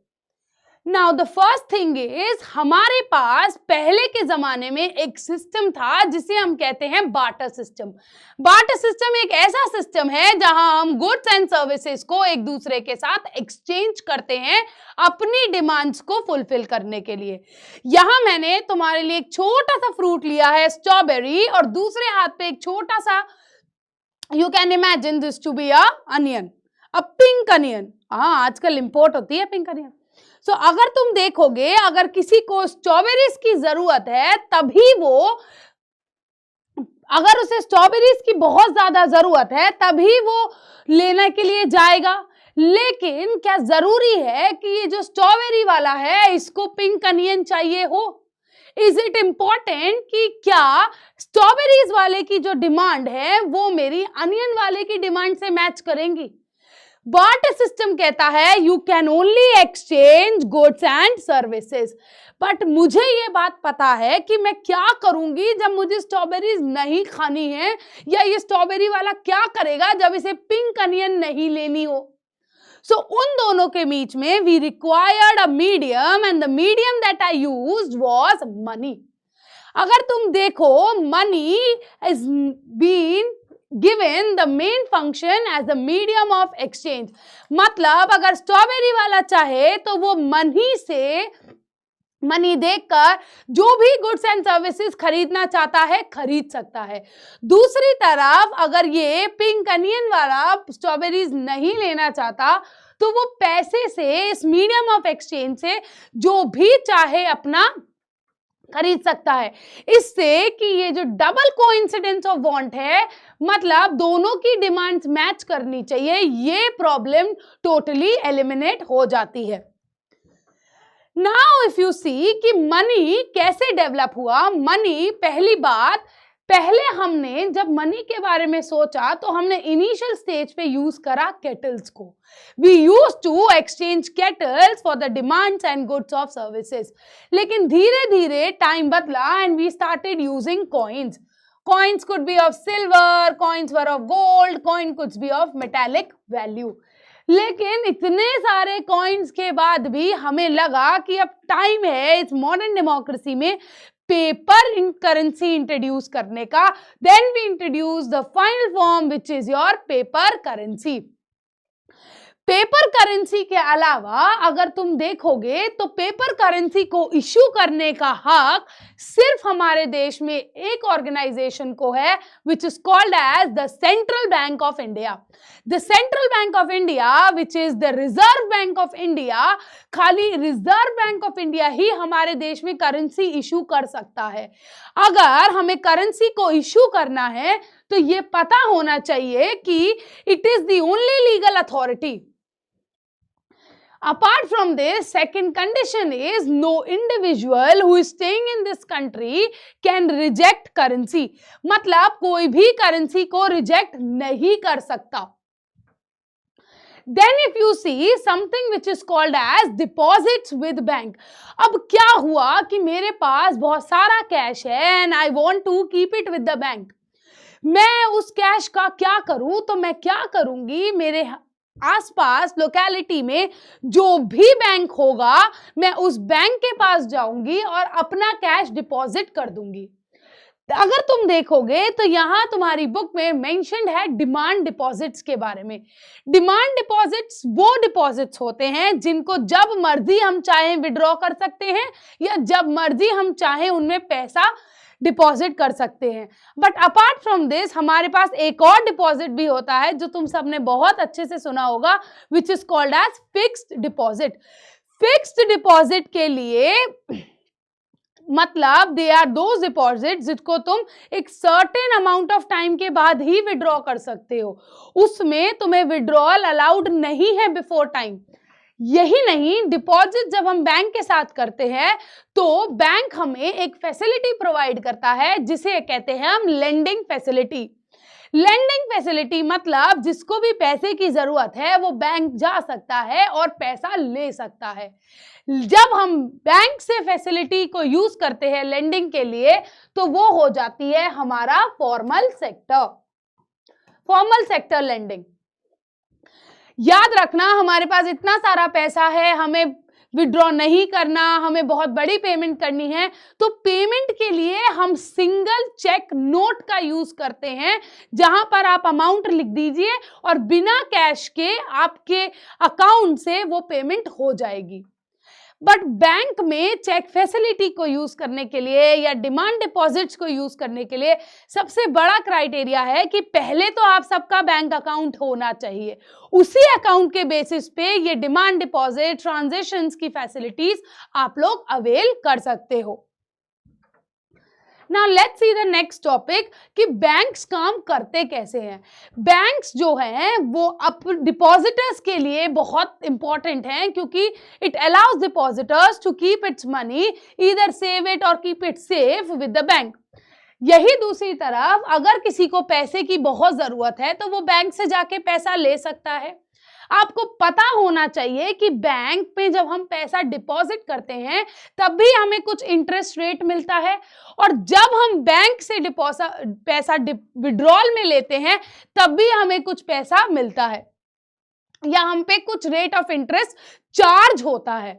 अगर तुम देखोगे बैंक्स का प्रॉफिट ही वो है जो कि उनका डिफरेंस है, जो बोरोवर्स को उन्होंने पैसा दिया और इंटरेस्ट और डिपॉजिटर्स से उसके इंटरेस्ट को दिया। अगर तुम यहाँ एक बहुत अच्छी सी बात समझो, अगर लेट्स से बैंक में आ जाए हैं 100 रुपए और मिनिमम कैश रिजर्व जो कि आरबीआई डिसाइड करेगा, बैंक को मिला है कि आप इसमें से सिर्फ 15% ही अपने पास रह सकते हो। क्यों आरबीआई उन्हें 15% अपने पास रखने के लिए फैसिलिटी दे रहा है?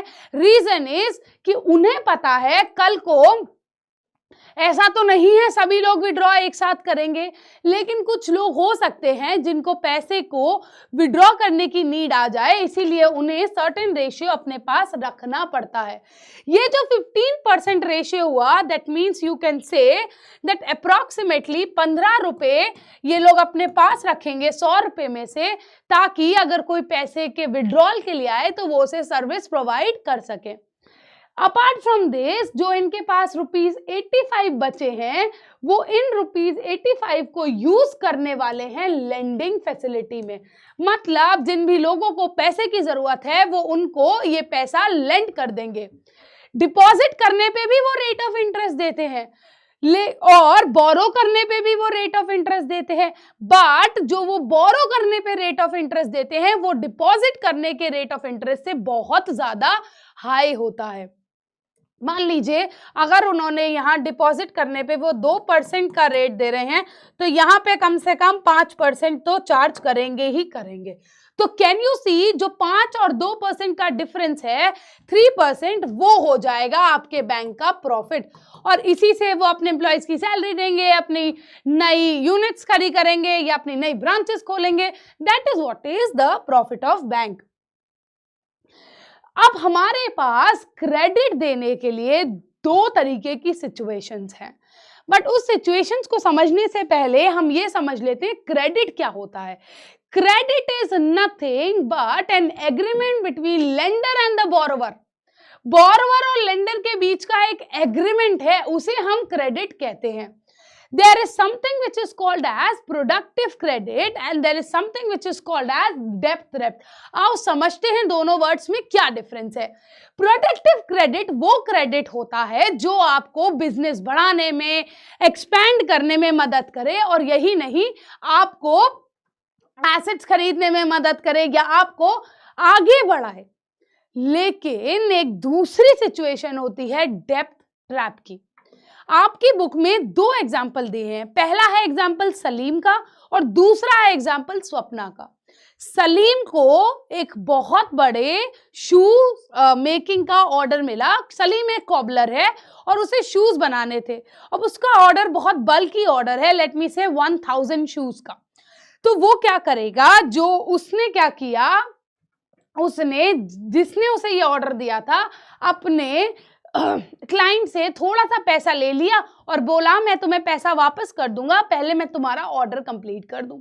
उसने जो पैसा क्रेडिट पे लिया उसी के पैसे से अपना ऑर्डर पूरा किया, और ऑर्डर ही नहीं पूरा किया, एक अच्छा प्रॉफिट मार्जिन भी कमाया।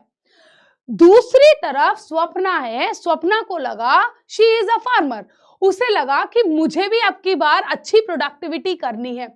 उसने उस अच्छी प्रोडक्टिविटी के लिए एक लैंड पे अपनी लैंड के अगेंस्ट लोन ले लिया, जिससे उसने अपनी फर्टिलिटी या मैं कहूँ प्रोडक्टिविटी बढ़ाने के लिए उसने यूज करे पेस्टिसाइड, अच्छी irrigation facility, high breeding seed, सब कुछ यूज करा।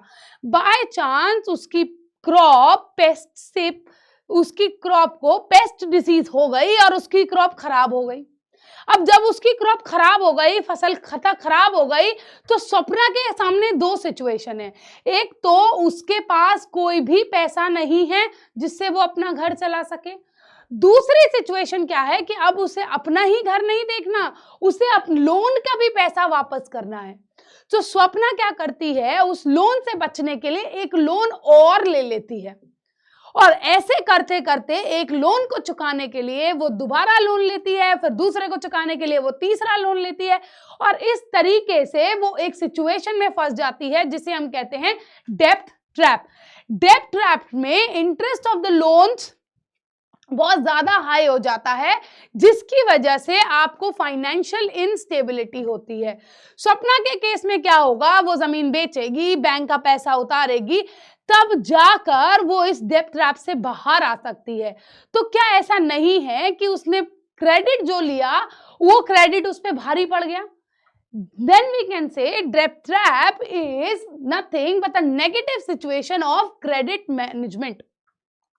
अब तुम ये देखोगे डेब्ट ट्रैप की सिचुएशन में क्या होता है कि जो हमने पैसा बोरो किया है और जो हम पैसा वापस कर रहे हैं, दोनों में इतना डिफरेंस है कि जो हम पैसा वापस कर रहे हैं वो बहुत ज्यादा है उस पैसे से जो हमने लिया था। मैंने कहा स्वप्ना ने 100 रुपए लिए थे, लेकिन वो डेब्ट ट्रैप में फंसने की वजह से स्वप्ना को वापस करने पड़ रहे हैं 300 रुपीज। तो क्या उसके ऊपर ये क्रेडिट की सिचुएशन भारी नहीं पड़ गई? If you see something here, both the situation of credit दोनों डिपेंड करती हैं एक वर्ड पर जिसे हम कहते हैं रिस्क मैनेजमेंट। अगर आप अच्छे से रिस्क ले पाते हैं, रिस्क लेके एबिलिटी में सक्सेसफुल रहते हैं, तो वो क्रेडिट आपके लिए प्रोडक्टिव क्रेडिट साबित होता है। लेकिन अगर आप उस क्रेडिट को मैनेज नहीं कर पाते हैं तो आप भी स्वप्ना की तरह एक सिचुएशन में फंस सकते हैं जिसे हम कहते हैं डेब्ट trap. Now if you see the next topic is कि क्रेडिट के लिए टर्म्स क्या होते हैं। बेटा ये बहुत इंपॉर्टेंट टॉपिक है क्योंकि इस टॉपिक पर तुम्हारे पास से रेगुलरली क्वेश्चंस आते हैं। क्योंकि टर्म ऑफ क्रेडिट क्या होता है, it first of all mention something which is called as collateral. अगर आपको किसी फॉर्मल सेक्टर या मैं कहूं बैंक से लोन लेना है तो आपको सिक्योरिटी को दिखाना पड़ेगा, आपको बैंक को एक गारंटी देनी पड़ेगी। You will have to provide bank with a guarantee that कि जो आपका क्रेडिट है, अगर आप उसे चुकाने में सक्सेसफुल नहीं होते हो, अगर आपके लिए वो क्रेडिट सक्सेसफुल नहीं निकलता है, तो आप उस क्रेडिट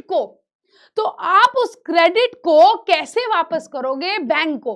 तो बैंक आपके लिए कोलैटरल की सर्विस देता है कि वो आपसे आपकी लेट मी से लैंड या व्हीकल कुछ भी एज अ कोलैटरल या मैं कहूं एज अ गारंटी रख लेगा, जब आपको कि अगर आप पैसा वापस करने में सक्सेसफुल नहीं हुए तो बैंक आपकी कोलैटरल को बेच के आपका अपना पैसा वापस ले सकता है।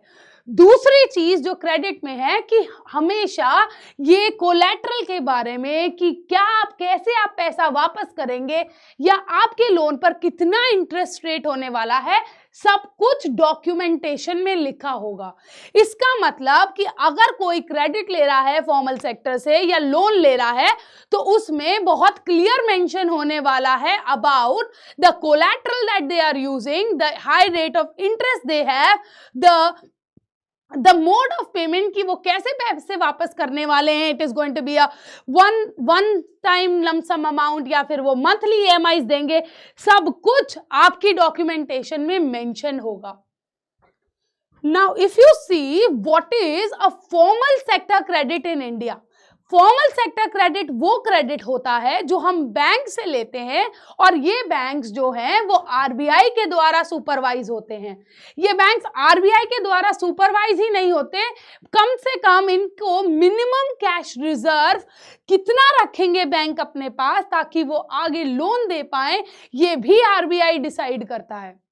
अब RBI इन बैंक्स को ये इंस्ट्रक्शन देता है कि आपको सिर्फ लोन एक बड़े इंडस्ट्रियलिस्ट मिडिल इनकम क्लास को ही नहीं देना, आपको लोन फार्मर्स को भी प्रोवाइड करना होगा, वेंडर्स को भी प्रोवाइड करना होगा, लोअर इनकम क्लास ग्रुप को भी प्रोवाइड करना ही होगा। मतलब RBI मेक श्योर्स कि ये जो फॉर्मल सेक्टर है वो हर सेक्टर को लोन दे, किसी भी सेक्टर को पीछे ना छोड़े। और सबसे बड़ी बात क्या है कि ये RBI द्वारा रेगुलेटेड है, जिसकी वजह से इन्हें RBI को रेगुलर इंफॉर्मेशन देनी ही पड़ती है। They have to give information to the RBI कि वो किसको कितना लोन दे देंगे। अगर तुम देखोगे तो आज हम लोग जितना भी लोन लेते हैं या फॉर्मल लोन लेंडिंग फैसिलिटी हैं वो सारी हमारी फॉर्मल सेक्टर से आती हैं, विच इज 51%। बाकी 23% इनफॉर्मल सेक्टर है आज भी, लेकिन उसके अलावा भी काफी सारी जगह है जहां से हम ये फॉर्मल या इनफॉर्मल क्रेडिट का सिस्टम हमारे देश में देखते हैं। अब इनफॉर्मल क्रेडिट क्या होता है, तुम इस ग्राफ को बेटा ढंग से देखो। तो जब हम देखें कि जो पुअर हाउस होल्ड होते हैं वो इनफॉर्मल सेक्टर पे 54% डिपेंडेंट है, उसके बाद हाउस होल्ड जिनके पास थोड़ा सा एसेट है वो सिर्फ 38% डिपेंडेंट है। मतलब जैसे ही poor households rich households तक हम आते हैं, हमें दिखाई देता है कि 83% क्रेडिट जो आ रहा है वो फॉर्मल सेक्टर से आ जाएगा, इनफॉर्मल से मूव होके। तो क्या हमें इससे ये नहीं पता चलता कि जो पुअर हाउस होल्ड है अब भी हमें उसमें फॉर्मल क्रेडिट सिस्टम को इंट्रोड्यूस करने की जरूरत है, या हम कह सकते हैं कि अब भी फॉर्मल क्रेडिट सिस्टम को हमारे फॉर्मल सेक्टर की जरूरत है। If you see this very properly, हमारा ratio to an extent improve हुआ है, लेकिन ये रेशियो अब भी बहुत ज्यादा कॉन्ट्रडिक्टिंग है पुअर हाउस होल्ड्स के लिए। अगर तुम देखोगे तो हमें लोन्स देने हैं और हम चाहते हैं कि जो हमारा इनफॉर्मल सेक्टर है जो कि हाईली डिपेंडेंट है मनी लेंडर्स पे या रिलेटिव्स पे या कुछ पर्सनल ऑर्गेनाइजेशंस पे, तो हम कोशिश करते हैं कि ये इनसे हम उन्हें बाहर ला सकें और उन्हें भी क्रेडिट प्रोवाइड कर सकें। उसके लिए तुम्हारी बुक में इनफॉर्मल सेक्टर के क्रेडिट्स को डील करने के लिए एक कॉन्सेप्ट मेंशन है, सेल्फ हेल्प ग्रुप्स। लेकिन उससे पहले एक बात बताओ कि ऐसा क्यों होता है कि हम इनफॉर्मल सेक्टर में ज्यादा क्रेडिट फॉर्मल सेक्टर से नहीं लेना चाहते। द रीजन इज क्योंकि इनफॉर्मल सेक्टर में जितने भी लोग हैं उनके पास अपने पर्सनल एसेट्स नहीं हैं। जब उनके पास एसेट्स नहीं हैं तो वो फॉर्मल सेक्टर में सिक्योरिटी के तौर पर क्या रखेंगे।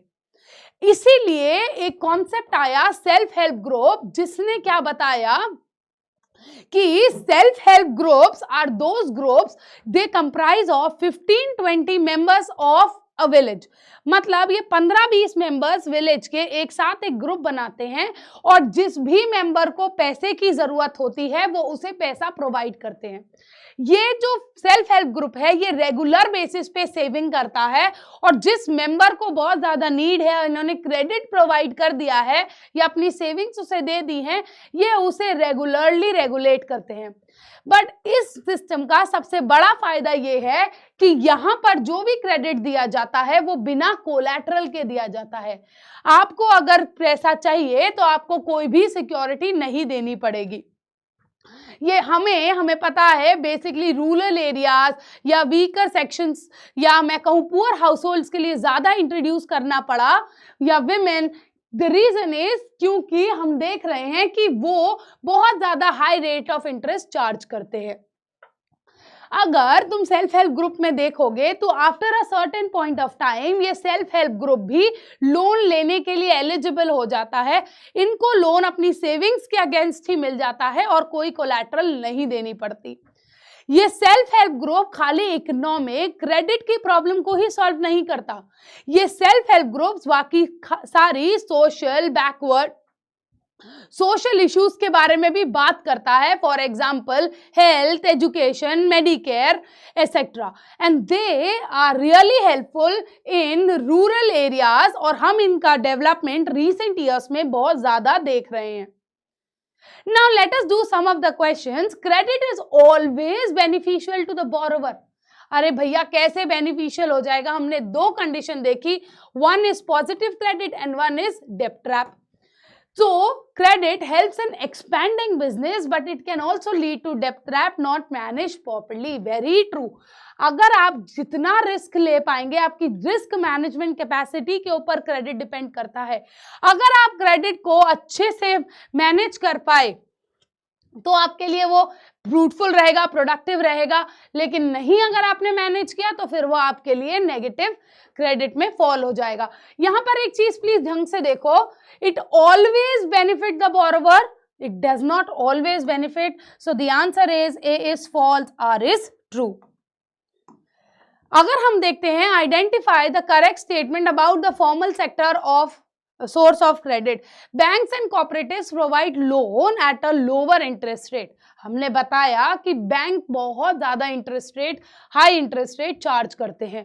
Borrowers need to provide proper documentation and collateral. हम फॉर्मल सेक्टर के बारे में बात कर रहे हैं और उसका पहला कंडीशन ही था क्रेडिट के लिए कि आपको कोलैटरल प्रोवाइड करना पड़ेगा.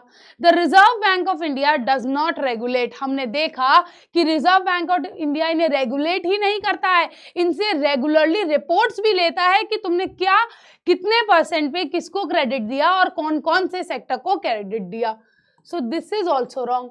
Informal sector like money lenders charge a lower interest rate than bank. No, informal sector is existing क्योंकि ये money lenders भले ही high rate of interest ले रहे हो, but ये तुम्हें collateral free loans देते हैं. So we can see only 2 is correct. Then banks and cooperatives provide loan at a lower interest rate.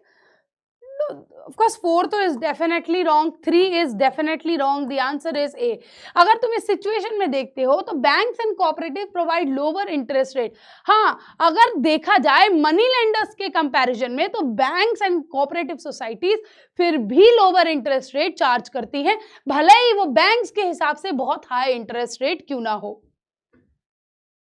Now next question, match the following. What is a commercial bank?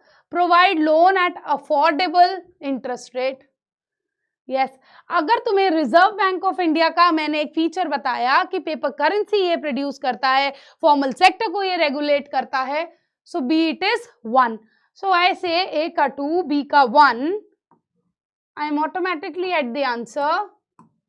Self help groups क्या होते हैं? वो small borrowers, जैसे हमने discuss किया, farmers हो गई, women हो गए, या कोई सोशल बैकवर्ड ग्रुप है, उनको सपोर्ट करता है. और मनी लेंडर्स के बारे में सबको पता है, they do provide collateral free loans but they charge a very very high interest rate.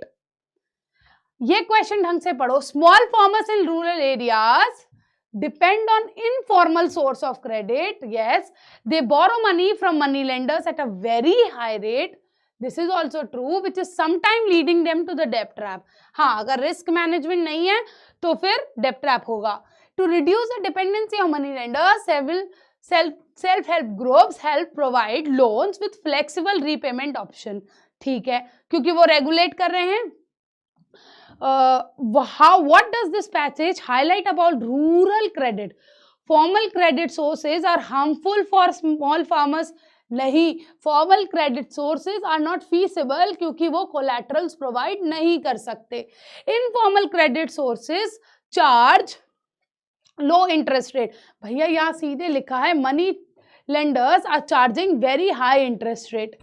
Self-help group help to reduce dependency on money lenders. ये तो यहाँ पर सीधे लिखा है money lenders at a very high interest rate which is sometime leading to debt trap.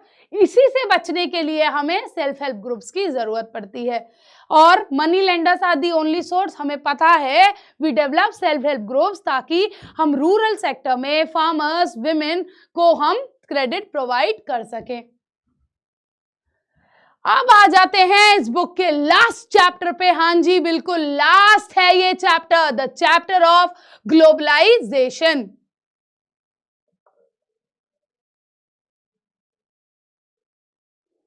So globalisation में हम देखने वाले हैं कि how are we involving the world in the process of production as well as in the process of consumption. यहां तुम सबसे पहले देखोगे कि क्या तुम्हें लेटेस्ट कैमरा का मॉडल नहीं चाहिए, क्या तुम्हें लेटेस्ट फोन का मॉडल नहीं चाहिए होता. Forget that. क्या अगर तुम्हारे पास सिर्फ लिमिटेड चॉइस हो, let me say that you only have 2 kind of mobile phones, so are you going to be happy with that? I do not think so कि आज की डेट में अगर मैं तुम्हें सिर्फ 2 काइंड ऑफ फोन्स की वेराइटी प्रोवाइड करूं, so there is going to be a feeling of satisfaction for the consumer. यही नहीं, क्या बाहर से ग्लोबलाइज होने से हमारे मार्केट्स ट्रांसफॉर्म नहीं हो रहे हैं? पहले हम सिर्फ एक टाइप ऑफ कमोडिटी के ऊपर डिपेंडेंट थे, लेकिन क्या ग्लोबल मार्केट आने से हमारी रीच नहीं बढ़ी या हमारे पास वैरायटी ऑफ गुड्स नहीं बढ़ा है? Before I come to the answer of all these questions, पहले ये देखो, सबसे पहले है कि production across countries. The first thing that we see here is multinational companies. Multinational companies control production in more than one nation completely. अगर आप किसी कंपनी को मल्टीनेशनल कंपनी कहना चाहते हो तो वो आपकी प्रोडक्शन को कंट्रोल करना चाहिए एक कंट्री में completely. They will set up their factory, और जो फैक्ट्री वो अपनी कंट्री को छोड़ के दूसरी कंट्री में लगाते हैं, वो इसीलिए लगाते हैं ताकि उन्हें चीप लेबर मिल पाए। यही नहीं, उनकी कॉस्ट ऑफ प्रोडक्शन कम हो जाए, रॉ मटेरियल भी इजीली अवेलेबल हो, और वो मार्केट को देखकर भी लगाते हैं कि क्या मार्केट अवेलेबल है अपनी गुड्स एंड कमोडिटीज को बेचने के लिए। इन सब का एक ही सोल प्रॉफिट होता है कि ज्यादा से ज्यादा हम कॉस्ट कटिंग कर सकें और मैक्सिमम प्रॉफिट ऑब्टेन कर सकें।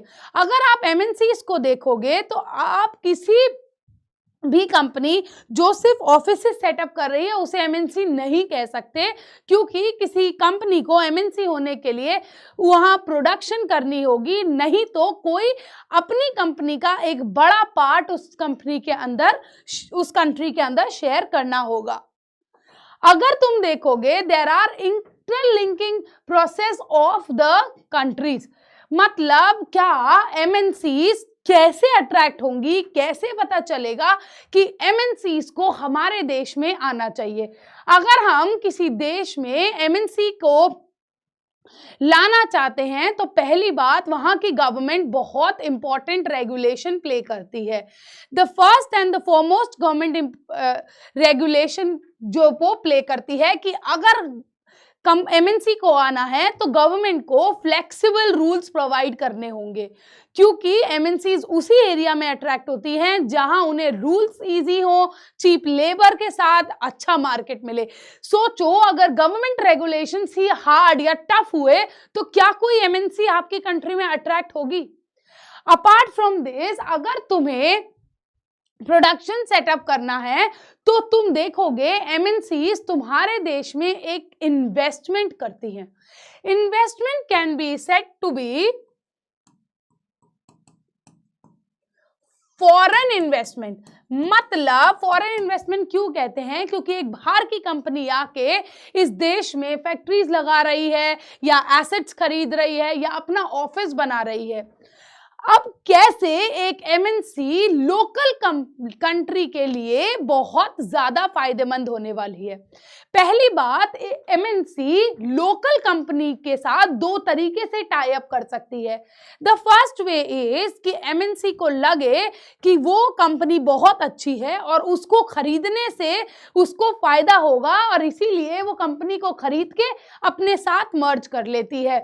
यहां तुमने एग्जाम्पल सुना होगा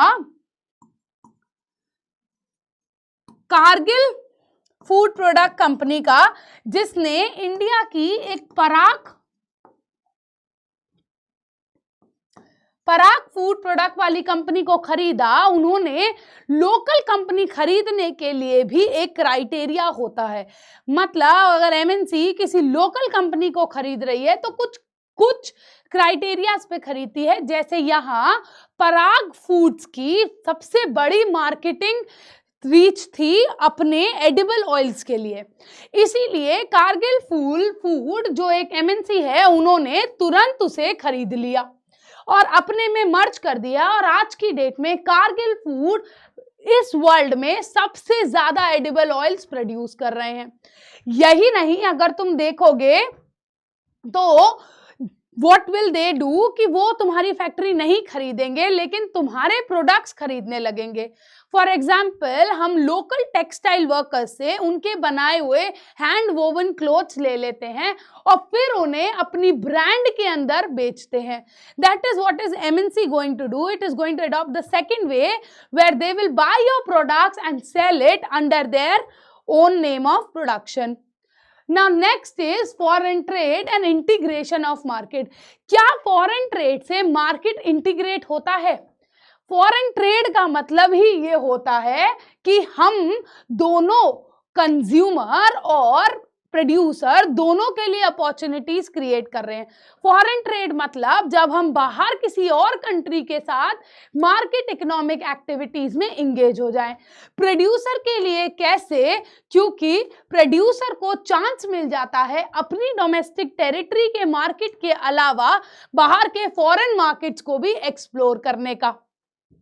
फॉर एग्जाम्पल, अगर तुम चाइना को देखते हो तो चाइना जितने भी गुड्स प्रोड्यूस करता है उसके प्रोड्यूसर्स कोशिश करते हैं कि ज्यादा से ज्यादा मार्केट में जाएं और इसी वजह से कहीं भी चले जाओ तुम्हें चाइनीज प्रोडक्ट्स हर जगह मिल जाएंगे। और दूसरी बात जो है कंज्यूमर्स के लिए, अगर तुम देखोगे तो कंज्यूमर्स के पास चॉइसेस बढ़ जाती हैं। पहले इंडिया में बच्चों के खिलौने सिर्फ मिट्टी के आते थे, लेकिन चाइनीज गुड के आने की वजह से बच्चों के खिलौने चीप भी आने लगे हैं और यही नहीं, वैरायटी भी बढ़ गई है। तो people can be seen buying a lot of Chinese toys. तो इससे हमें पता चलता है कि ये जो है फॉरेन ट्रेड वो producer as well as consumer दोनों को मदद करता है। The next we see now what is globalization. Globalization is more and more goods and services, investment, technology are moving between the countries। और यहाँ पर तुम एक चीज देखना चाहोगे तो जब वो एडिशनल ऑफ उनको एमएनसी में जोड़ रहे हैं तो यही नहीं, वो उस लोकल कंपनी को लेटेस्ट टेक्नोलॉजी भी प्रोवाइड करते हैं। वो उस कंपनी को लेटेस्ट टेक्नोलॉजी भी प्रोवाइड करते हैं जिससे प्रोड्यूसर्स को ही नहीं कंज्यूमर्स को भी फायदा होता है। So globalization is the process of rapid integration और interconnection between countries। हमने देखा कैसे MNCs मार्केट्स में एंटर करती हैं तो both producer as well as the consumer benefit। यही नहीं, ग्लोबलाइजेशन की वजह से बेनिफिट जो होता है वो ह्यूमन रिसोर्स को भी होता है, क्योंकि humans can move across countries to study whatever they want to. जैसे मैं कहूँ किसी को इंडिया से नहीं रशिया से मेडिकल पढ़नी है तो ग्लोबलाइजेशन की वजह से the students can move from India to Russia. Otherwise it can be the other way also. If someone wants to study in India about the medical services, they can come into India। अब globalisation के बाद देखते हैं कि कौन से factors हैं that enable globalization। The first and the foremost factor is technology। Technology क्यों? क्योंकि अगर ग्लोबलाइजेशन होती है तो जो लेटेस्ट टेक्नोलॉजी है that can be easily accessible, चाहे वो इंटरनेट के फॉर्म में हो, टेलीकम्युनिकेशन सर्विसेज के फॉर्म में हो। अगर आप ग्लोबलाइजेशन में इन्वॉल्व हैं, अगर आपकी कंट्री ग्लोबलाइजेशन के प्रोसेस में इंगेज्ड है तो आपको देखेंगे कि जो लेटेस्ट टेक्नोलॉजी यूज हो रही है वो आपके देश तक जरूर पहुंचेगी। ये हमारे देश में ही देख लो, अगर कोई आईफोन यूएस में लॉन्च होता है वो नेक्स्ट डे ही वो टेक्नोलॉजी इंडिया में भी अवेलेबल हो जाती है at the same time. Apart from this, the second factor जो लिबरलाइजेशन के लिए बहुत ज्यादा जरूरी है that is called as trade barriers. Liberating the trade barriers. समझो मेरी बात को, कोई भी डोमेस्टिक कंट्री, कोई भी लोकल कंट्री अपने डोमेस्टिक प्रोड्यूसर्स को बचाने के लिए थोड़े दिन तक बैरियर्स जरूर लगाती है। जैसे इंडिया ने, अब जब इंडिया इंडिपेंडेंट हुआ तो अगर हम उसी टाइम पर सारी एमएनसीज या सारे प्रोड्यूसर्स को हमारे मार्केट में एंटर करने देते तो क्या हमारे डोमेस्टिक प्रोड्यूसर्स कॉम्पीट कर पाते?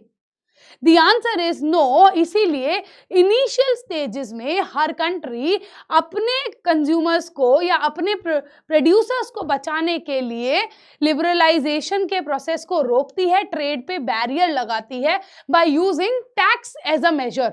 लेकिन उसी में क्या होता है, जब हम ये ट्रेड बैरियर्स को कंप्लीटली रिमूव कर देते हैं and we allow free flow of exchange of goods and services between the countries, that is what is called as liberalization।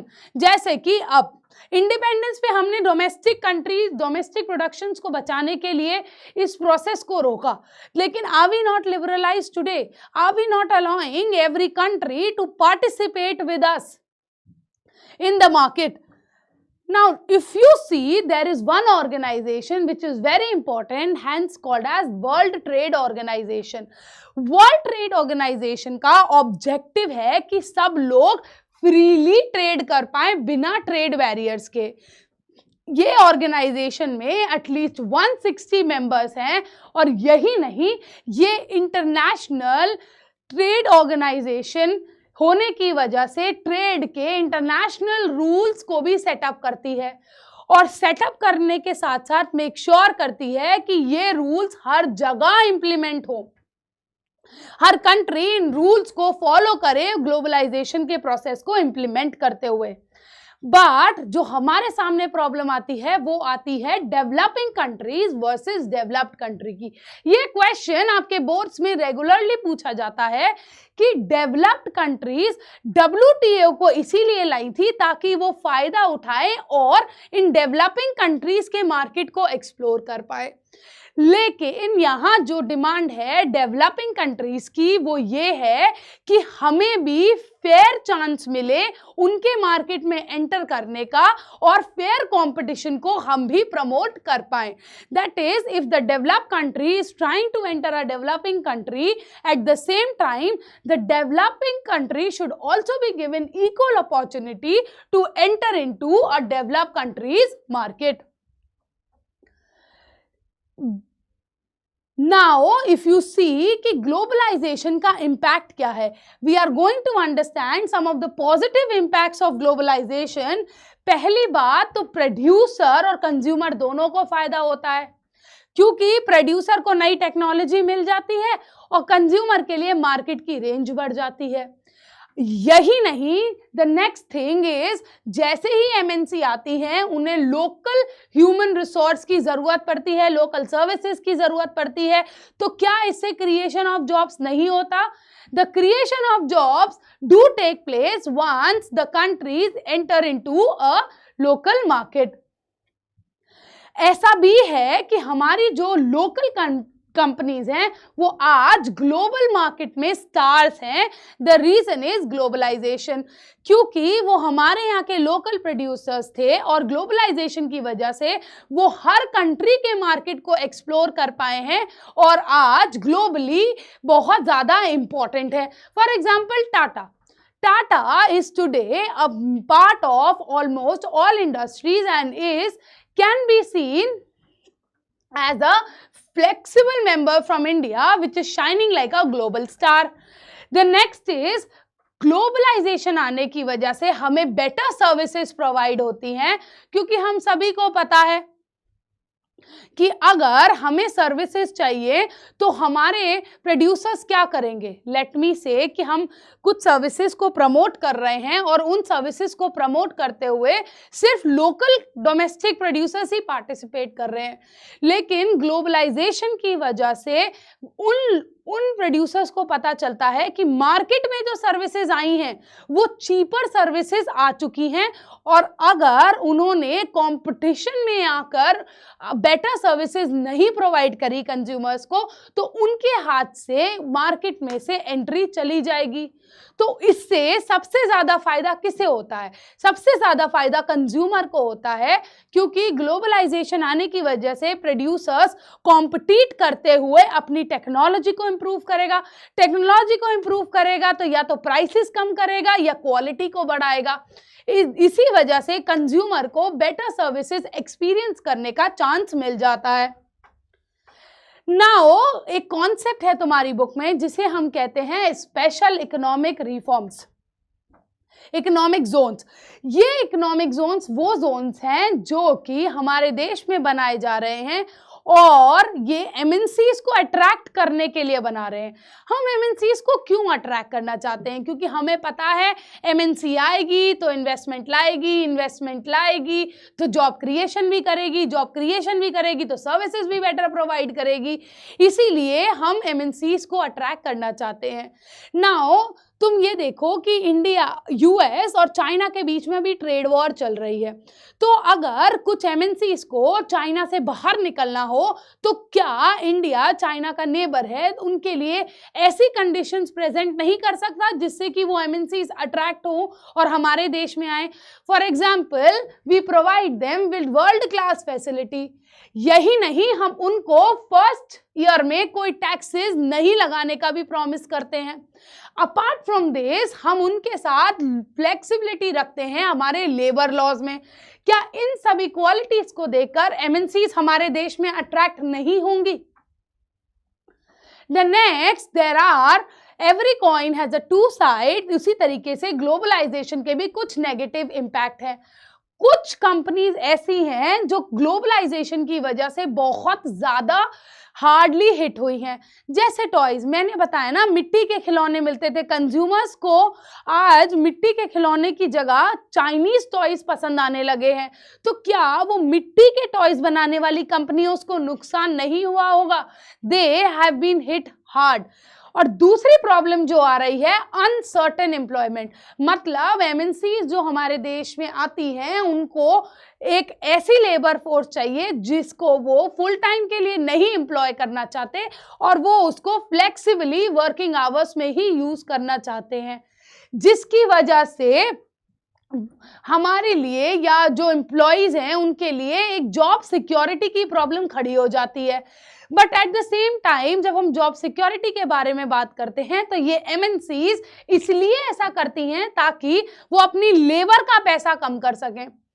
अगर तुम मेरी बात को समझोगे तो यू विल रियलाइज कि ये तुम्हारी बुक में एक एग्जाम्पल दिया है। अ लेडी जो पहले एक छोटी कंपनी में काम करती थी, उनके पास फिक्स वेजेस थे, लेकिन उनकी कंपनी बंद होने की वजह से उन्होंने एक नई एमएनसी को ज्वाइन करा और वहां पर उन्हें एक्सपीरियंस होने के साथ काम नहीं मिला।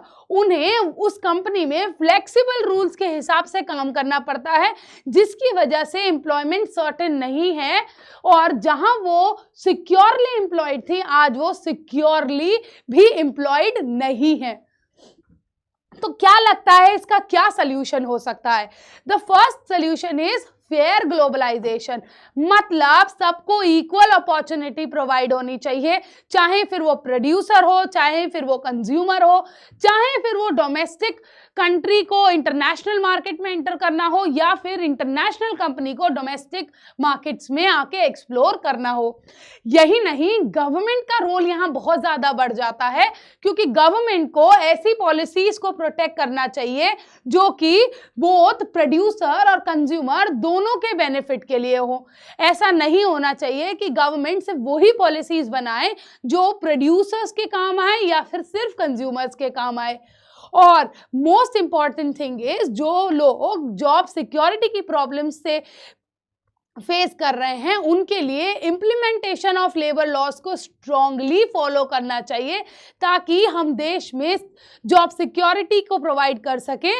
इसकी वजह से हमें आउटपुट भी बेटर मिलेगा और एम्प्लॉयमेंट अपॉर्चुनिटीज भी बढ़ सकती हैं। Now let us see some of the questions from your last chapter, which is the correct statement regarding globalization. It has only benefited the developed country. अगर ऐसा होता तो डेवलप्ड और डेवलपिंग कंट्रीज के बीच में वॉर ही क्यों आती? The second is it promotes only large scale industry. ऐसा कैसे हो जाएगा? क्योंकि ग्लोबलाइजेशन में जब एमएनसी आती है तो या तो वो लोकल कंपनी को ही खरीदना पसंद करती है या फिर वो क्या करती है, उनसे प्रोडक्ट्स खरीदना पसंद करती है। तो कैसे हम लार्ज स्केल इंडस्ट्रीज के बारे में कहें? Globalisation eliminate the needs for local industry. ये जो पॉइंट मैंने अभी बोला, क्या वो इससे कॉन्ट्रडिक्ट नहीं करता? The only option is it connects economics and promote free trade. Globalisation का ऑब्जेक्टिव ही है to move freely across the borders of countries. Match the following related to globalization: liberalization, removal of trade restrictions, very true. MNCs, investment by companies from other countries, yes, that is multinational company. WTO organization promoting global trade freely, yes. Oh sorry, MNCs, please see here, MNCs are companies operating in multiple countries, so it is C is 3. So if C is 3, we eliminate this and we eliminate this. Liberalization is removal and foreign investment is the investment by these companies. तो जो investment है उसे foreign investment कहते हैं और जो company इसे कर रही है उसे हम MNC कहते हैं. WTO is the organization for promoting global trade. Now let us see this. With globalization, many Indian companies such as Infosys and TCS have expanded their business worldwide. हाँ, ग्लोबलाइजेशन की वजह से वो दूसरी मार्केट्स को explore कर पा रही हैं. They provide IT services to the client in US and Europe. ये बात भी सच है. But at the same time they have seen an increase in the presence of foreign branches, Samsung, McDonald's.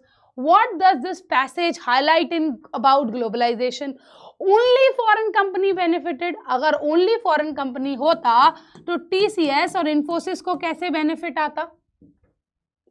दूसरी बात, Indian companies have expanded globally and foreign companies have entered Indian market. हाँ, ये बात तो है क्योंकि सैमसंग, नाइक और McDonald's आए और eight the same time Infosys and TCS were able to expand. क्या ऐसा हुआ है कि it has prevented Indian companies from growing? नहीं भैया, TCS और Infosys को तो एक्सपैंड करने दिया. Indian companies rely on local customer. Does this passage anywhere talk about local customers? Let us arrange the following events related to globalization in correct order. WTO is formed, rise of MNCs in India, new policies allowed foreign investment in India, India adopts economic liberalization. तो पहले तो it will be rise of MNCs, क्योंकि अगर MNC नहीं आएंगी तो फिर हम फॉरेन इन्वेस्टमेंट्स के लिए कैसे नई पॉलिसी बनाएंगे? अगर हम फॉरेन इन्वेस्टमेंट्स के लिए नई पॉलिसीज बनाना चाहते हैं तो उनको रेगुलेट करने के लिए we will adapt something which is called as liberalization. और अगर liberalization होगी तो WTO की जरूरत है या नहीं है? So the answer is 3, 4, 1, 2. Yes.